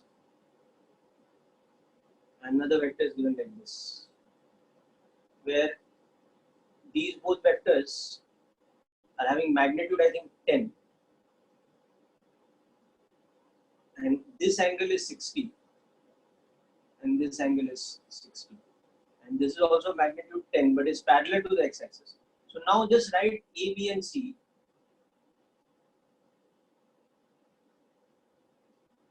in component form. So since we have done a lot of this today, I'm just writing the value directly. So you'll see that A will have a component form of 5 root 3 I cap. Sorry, 5 I cap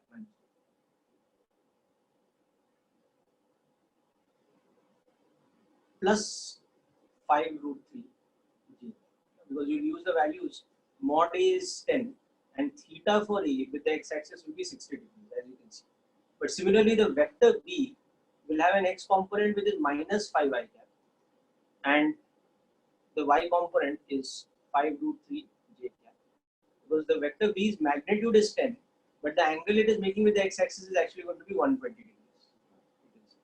And similarly, the vector C, that one is very simple. The vector C is just going to be 10 I cap. So now you just check all the options which are given from this. So for example, A plus B, you can see is 10 root 3 j cap.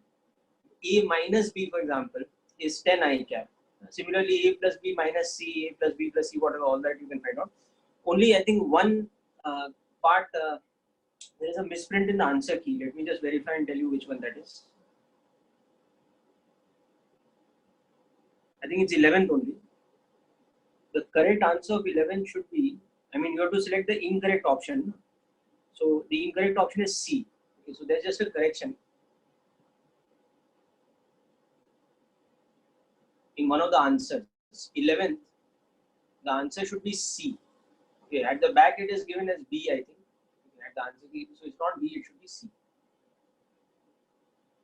Okay, so the rest of the things you will just get by substitution. So like we've been doing vector algebra today, all the things A plus B plus C nikalna hai, A minus B plus C nikalna hai.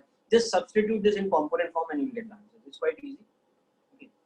And similarly, the 15th question is very easy. You have to just use the component formula in that. Okay. So for the 15th question, you have to just be mindful that 13 square is actually 12 square plus 5 square. So from that you will get the answer. So magnitude of the vector is given 13. One of the components is 5. So the other one will become 12. Alright, so this completes the worksheet. Okay. Now, I mean, doesn't matter. This worksheet was meant for lengthy discussion today because we have to practice a lot of things. We have to practice a lot of things again.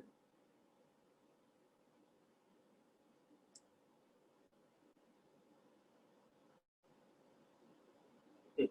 So just make sure you do a correction of question number, this thing. Question number 11's answer key. It should be C instead of B. Okay. The rest all is fine. Okay. Now, next what we will learn today, we will go back to geometrical this thing analysis. So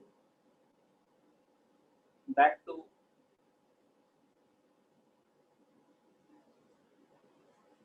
geometrical representation.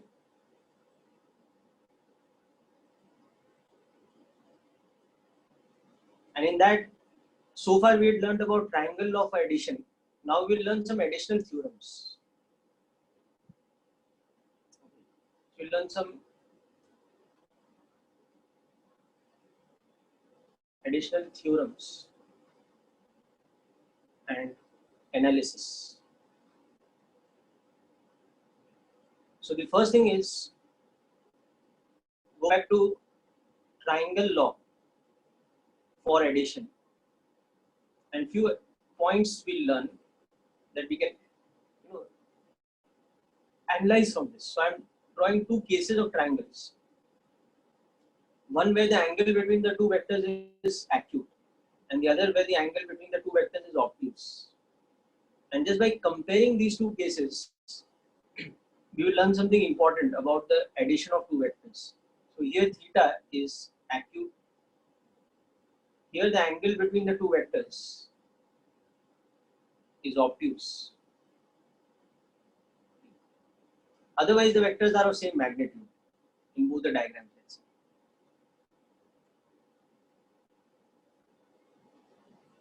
So now the sum of the two vectors, the resultant, is this here, and it's this here.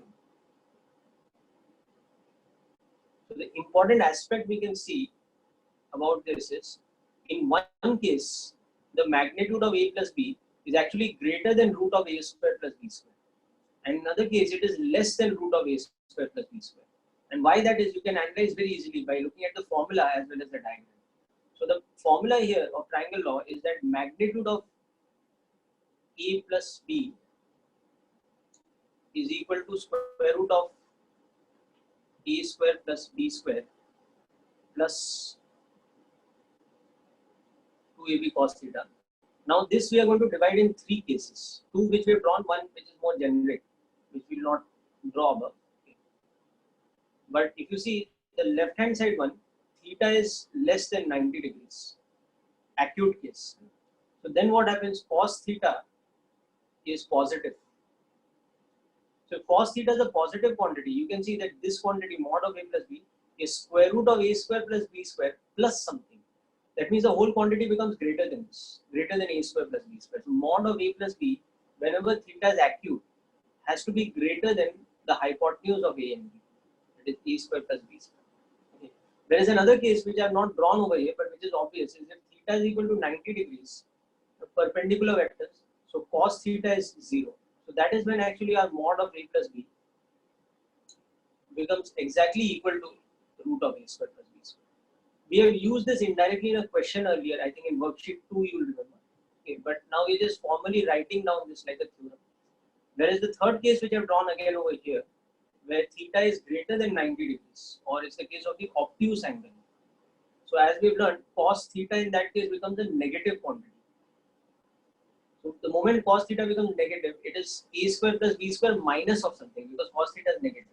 So our magnitude of a plus b becomes less than square root of a square plus b square.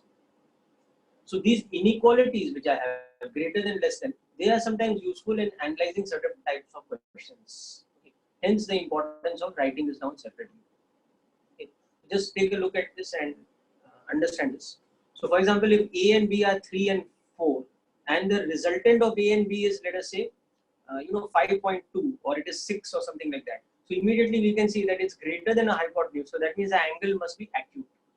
Whereas if the resultant of a and b is, let's say, 4.2 or it is 3.5 or something like that, where a and b are individually 3 and 4, we can understand that the angle must be obtuse between a and b. So this is how by just comparing the resultant of a and b's magnitude with square root of a square plus b square, we can get an idea of whether the angle between a and b is acute or it is obtuse. That's the only purpose of this inequality.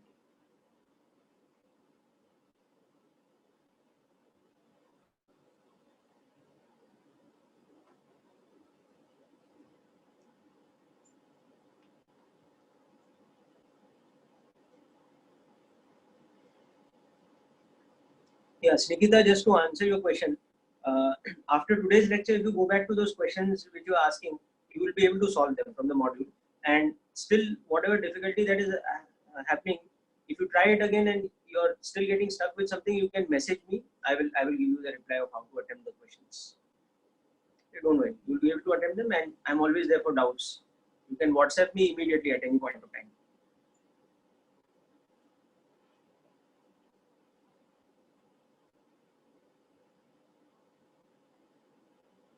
Okay, so this was the first thing. Now the second thing, within triangle law only, we'll see that also, since mod of a plus b is equal to root of a square plus b square plus 2ab cos theta.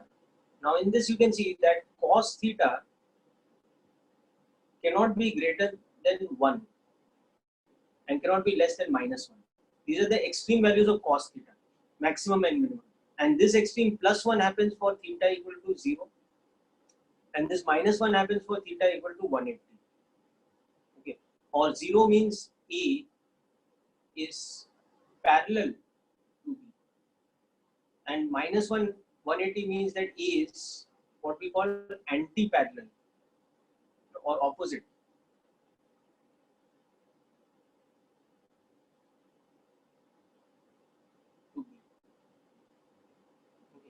So now if you substitute the value of cos theta here with +1, you can see this actually becomes a plus b whole square.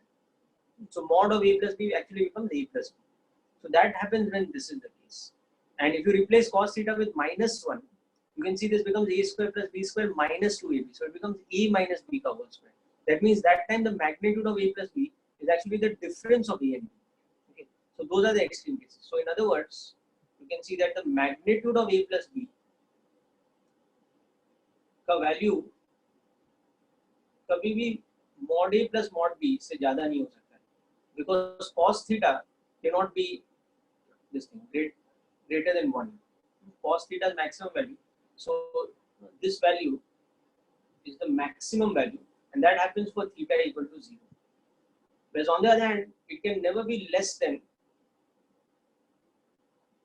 or it can never be less than the difference of these two, and this occurs. This is the so-called minimum value, and this occurs for theta equal to 180 degrees. Okay. So this particular thing you might have seen in your booklet also. It is called the triangle inequality.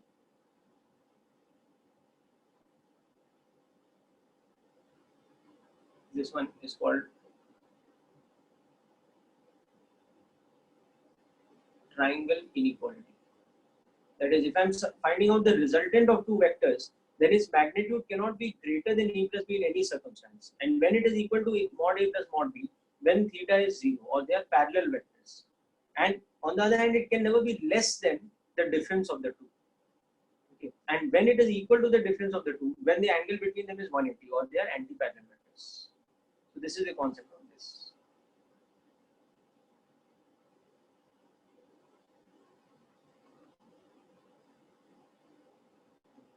So for example,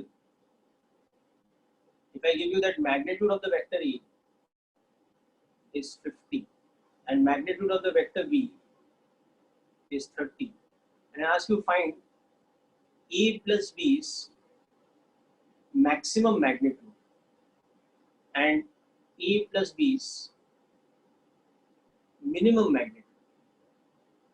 So you can see that this one will be 80 and this one will be 20. Okay.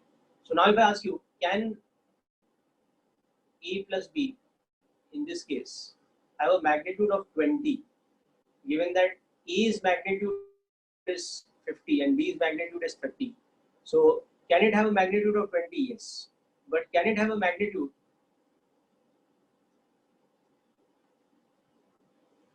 of 18? The answer is no, it cannot, because it can never be less than 20. Because the difference only is 20. So even if they are opposite, the resultant will be 20. So 20 से कम तो हो ही नहीं सकता, तो 18 नहीं हो सकता. Similarly, if I ask you, can it be that the magnitude of A plus B here is equal to, let us say, 85? So again, you can see the maximum possible value is 80. For that, they should be parallel to each other. So 50 and 30 can never give you a resultant of more than 80. So you can see this cannot happen. But can it be 75? Yes, because 75 is falling between the maximum limit, which is 80, and the minimum limit, which is 20. So that is the type of analysis that this helps you. It helps you analyze different situations like this.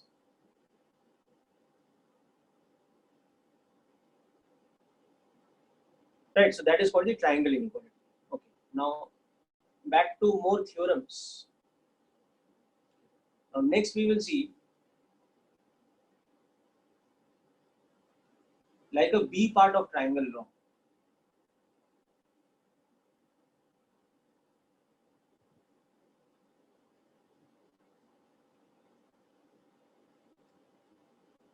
I'll just catch that message somebody sent over. Okay.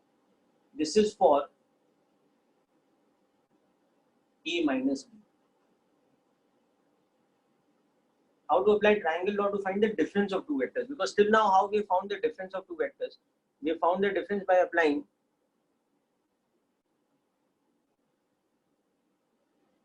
okay, Satyam, I'll just complete this portion. Another 5 minutes or so we'll complete. So this is what we call the second part of triangle law to find the difference. अभी तक हमने difference कैसे calculate किया by using components.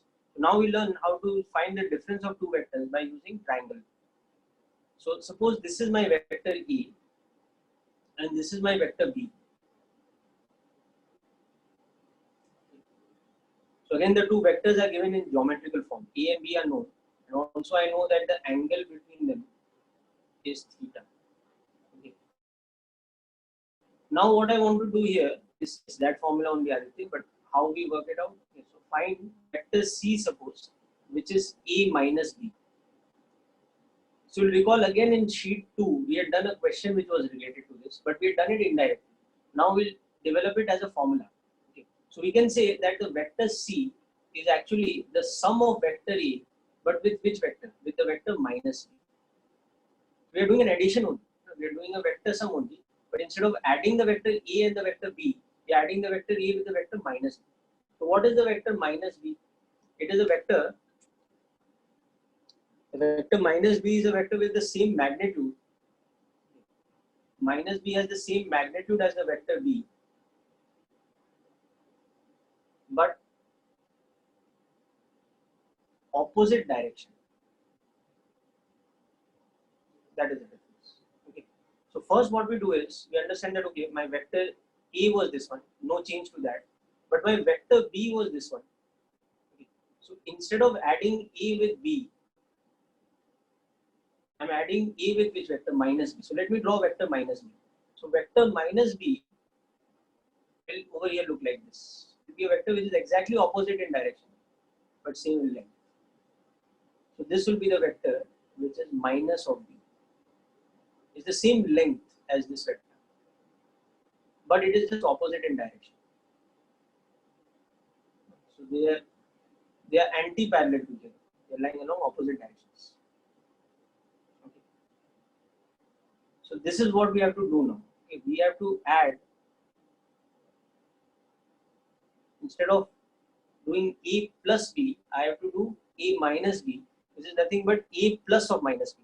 Okay. So the first thing is I know the vector A, I know the vector B, but from that how do I generate this vector minus B? So it is nothing but minus 1 multiplied by B. So that is where the part comes in. That if this is your vector B, then your vector minus B is just this one. Just reverse its direction, but keep its magnitude the same. Now in all this, where is the vector C? For the vector C, we have to add A, but with which one? With the vector minus B, so with the blue one. So now let us do the operation of addition of these two. So the vector C, which is A minus of B, is nothing but A added with the vector minus B. So just pick up those two vectors. So pick up the vector A, which was there above. Okay. And next, instead of picking up the vector B, which was along this direction, where originally you remember this angle was theta, now pick up the vector minus B, which was opposite to this. The vector minus B is like this. So this is the vector minus B, where you can see this angle now. The angle between the vector A and the vector minus B is how much? It is 180 minus theta. Okay. So this is the important angle. And now where is the vector C in this diagram? The vector C is the sum of A and minus B. So it is this one. So this becomes the vector C, which is A minus B. Okay. So I want to find out its magnitude and I want to find out this angle. Okay. So to find out its magnitude and angle, we use the same triangle law that we have done earlier, okay, but we use this now. Okay, so from this you can see that magnitude of vector C will become, okay, sir, no problem. Okay, magnitude of vector A squared plus magnitude of vector minus B squared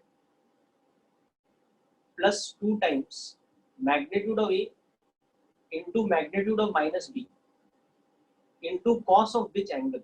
Now this is where we have to be careful. The angle between the two vectors we are adding, which is A and minus B, is not theta. It is 180 minus theta. This is angle. Okay. So now you know that mod A in short form is capital A. Mod of minus B is the same as mod of B, so that's B only. Okay. But cos of 180 minus theta is what? Minus cos theta. So you get minus 2ab cos theta. So this becomes the magnitude of a minus b. It's very similar to the formula of a plus b, but the sign of cos theta becomes minus cos theta. So this is that triangle law part B, you can say, which is for the difference of two vectors. That one was for triangle law for the addition of two vectors. Okay. I'm just minimizing this for a moment, then we'll come to the angle also.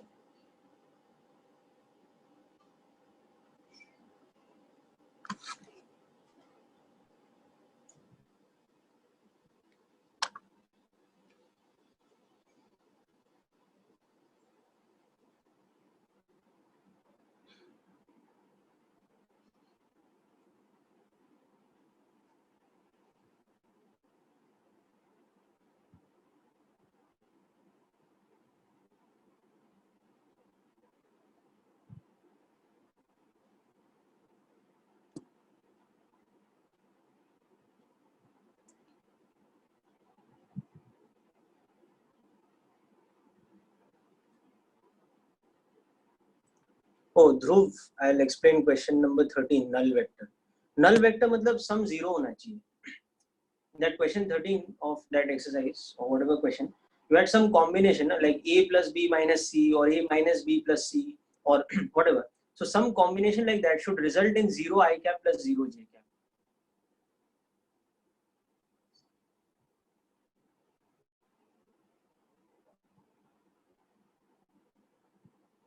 Okay. So Dhruv, hope you have understood that. Okay. Good. All right. Now I have to also find this angle. So this angle will become such that tan beta is equal to b sine, but which angle now? 180 minus theta upon a plus b cos of 180 minus theta. This is the result from triangle law earlier, but the angle is getting replaced with 180 minus theta. So for the difference, the angle of the difference with respect to a is becoming tan beta is b sine theta upon a minus b cos theta. So this is the second part of this. So in both of these, we are making use of the fact that cos of 180 minus theta is minus cos theta, whereas sine of 180 minus theta is in fact plus sine theta. Second quadrant, sine is positive. So you can just remember the formula this way, that use the triangle law part A formula, but replace cos theta with minus cos theta and replace sine theta with plus sine theta. The rest remains the same. Okay. Now interestingly, you can do the derivation of this and the first part of triangle law now by using components, and that's also a very interesting thing. So I leave it to you to do yourself. Okay. You can also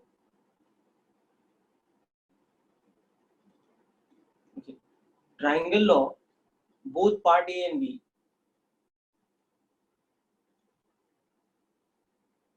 can be derived from component algebra.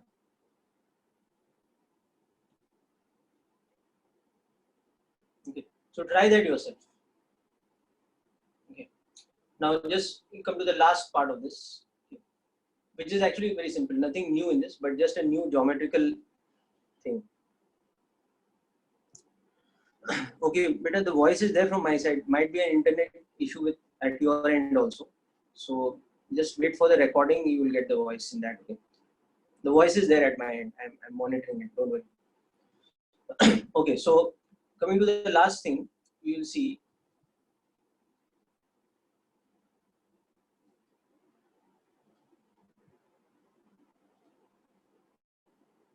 So-called parallelogram law for sum and difference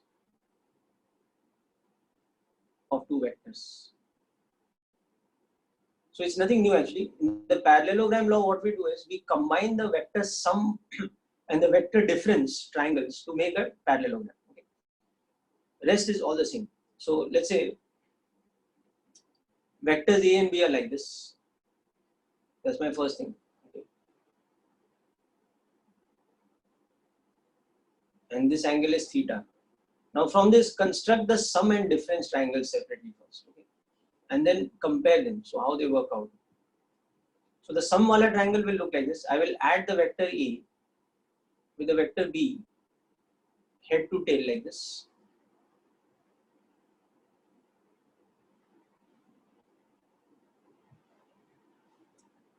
This angle is theta.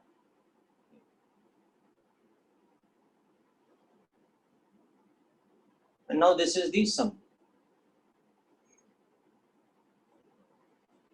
Okay. Now alongside this, if I draw the difference wala operation, which we just learned, that will look like this. That took the vector A, same vector as this, I picked it up here. But instead of adding the vector B, I added the vector minus B. So minus B was looking like this. Like this. So it's this vector's opposite. So I have the vector A here, but I have the vector minus of B here. And that's why this angle was theta, so here this angle is theta. Okay. So the resultant of A and minus B is giving me the difference of the two vectors, which is this.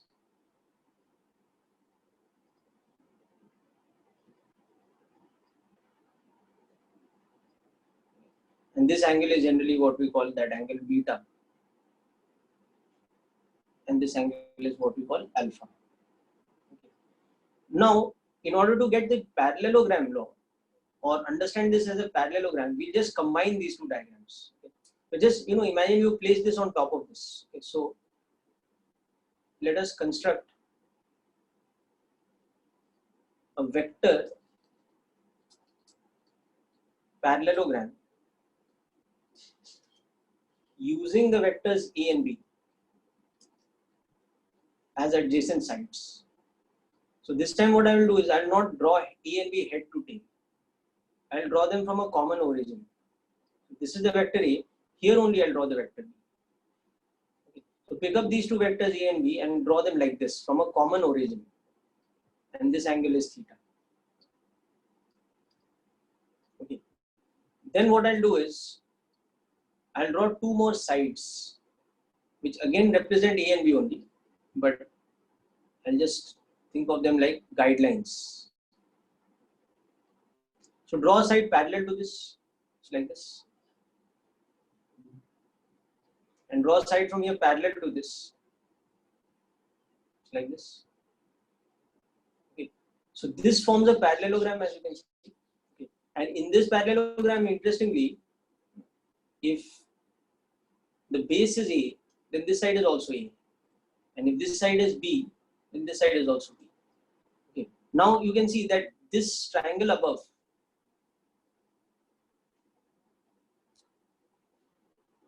the triangle on the left, which is the sum wala triangle, that is present in this parallelogram. All you have to see where it is present is, you have to draw this diagonal. If you draw the primary diagonal from the origin, common origin to the other side, you can see that this triangle below that you got, this one, that is the same as this triangle. Okay. So what is happening in terms of the parallelogram, the primary diagonal, which is from the origin to the opposite side, that is becoming our sum. Okay. And similarly, if you see this one, this parallelogram, sorry, this triangle is also indirectly present over here, because this is A and this side is B. This side is A in magnitude, this side is B, this angle is theta. So this is nothing but A minus B. So if you just draw the second diagonal, which is this, typically for that reason we call it the secondary diagonal, because it is not from the common origin, but it is actually from head to head. It is from the head of B to the head of A. So that diagonal now just represents A minus B.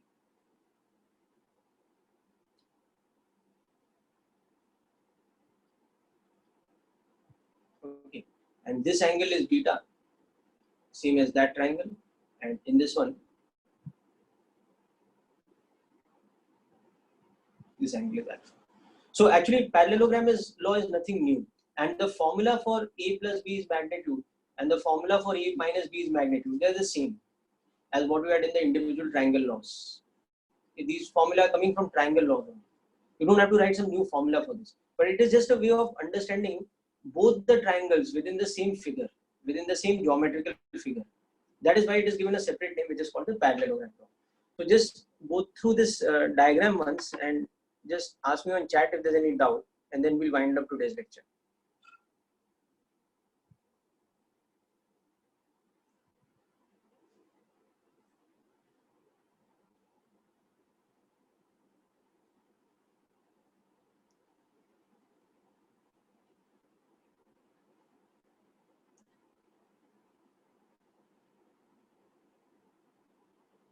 Okay, so this is clear.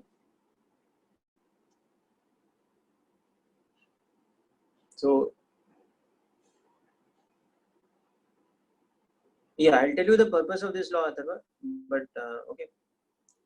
All right, so hope this is clear.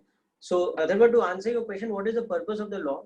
It is that in the same diagram, we can compare both the sum and difference. Okay.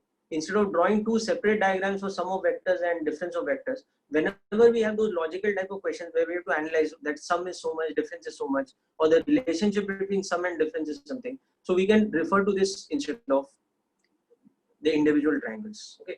So I will just wind this up by giving a step-by-step way of how to construct the vector parallelogram. Okay.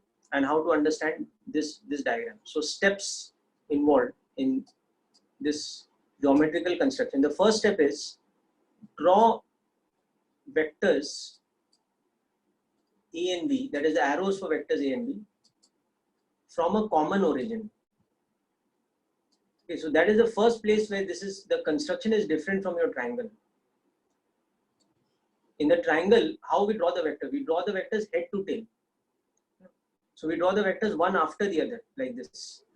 Okay. So this is easy for understanding displacement because you're doing displacement one after the other. But for example, when two forces are acting on a particle, that construction doesn't make sense, no? Because the forces are not acting one after the other. They're acting simultaneously at one particle. So you can think of this law more effective in that way. That particle is present at the origin and we are applying the two forces A and B simultaneously. So that is why they're acting simultaneously. Okay. So that's the first step. Okay, so we have done that step here. So the black arrows, the A and B arrows are drawn. Then the second step was our guiding step to complete the parallelogram. So we draw the other two parallel sides. Okay. So draw two more parallel sides and complete the construction of the parallelogram.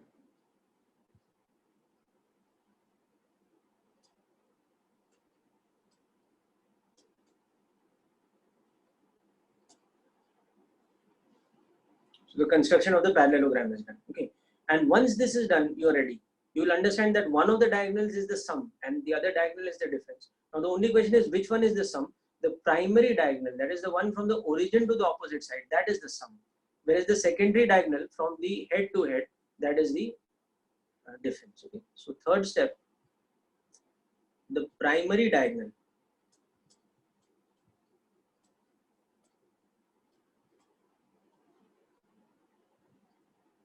that is from origin, the common origin that we've labeled here, this one, to opposite vertex.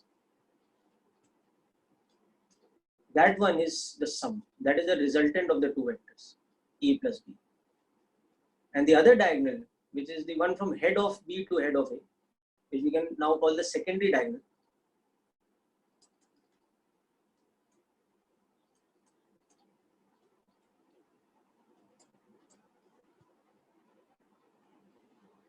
Okay.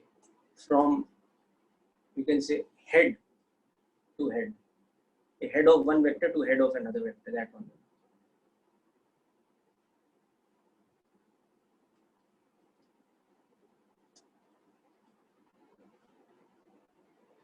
That one becomes E minus B. And the tip of the arrow is called the arrowhead that way. That's why I'm saying. So these are the steps that we use in construction of the vector parallelogram. Okay. Now what you have to remember is, see, any problem of sum, difference, anything is ultimately very easily solvable by component method.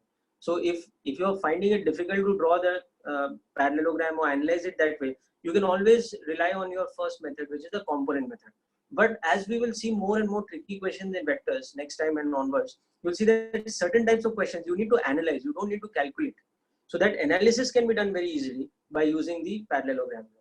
So that is where this comes useful, okay, that you are able to visualize the vector and how the sum and difference is looking for the given two vectors within the same diagram, within the same geometrical shape. So that, for that kind of analysis, this comes in very useful. And we'll see plenty of examples of questions like that, okay. So right now, you don't need to worry about that. Okay. Yeah, I know it has gone a little lengthy, but we are winding up now. Okay.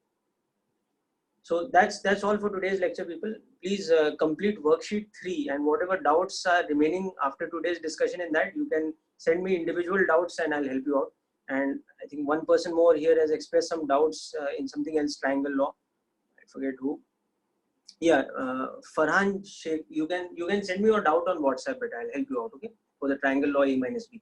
Just go through the notes once from today's lecture, and then whatever doubts you have, you can drop me a WhatsApp today or tomorrow or whenever you're free, and I'll help you out, okay. So that's it from me, guys, today, and God bless and all the best. Okay. Until next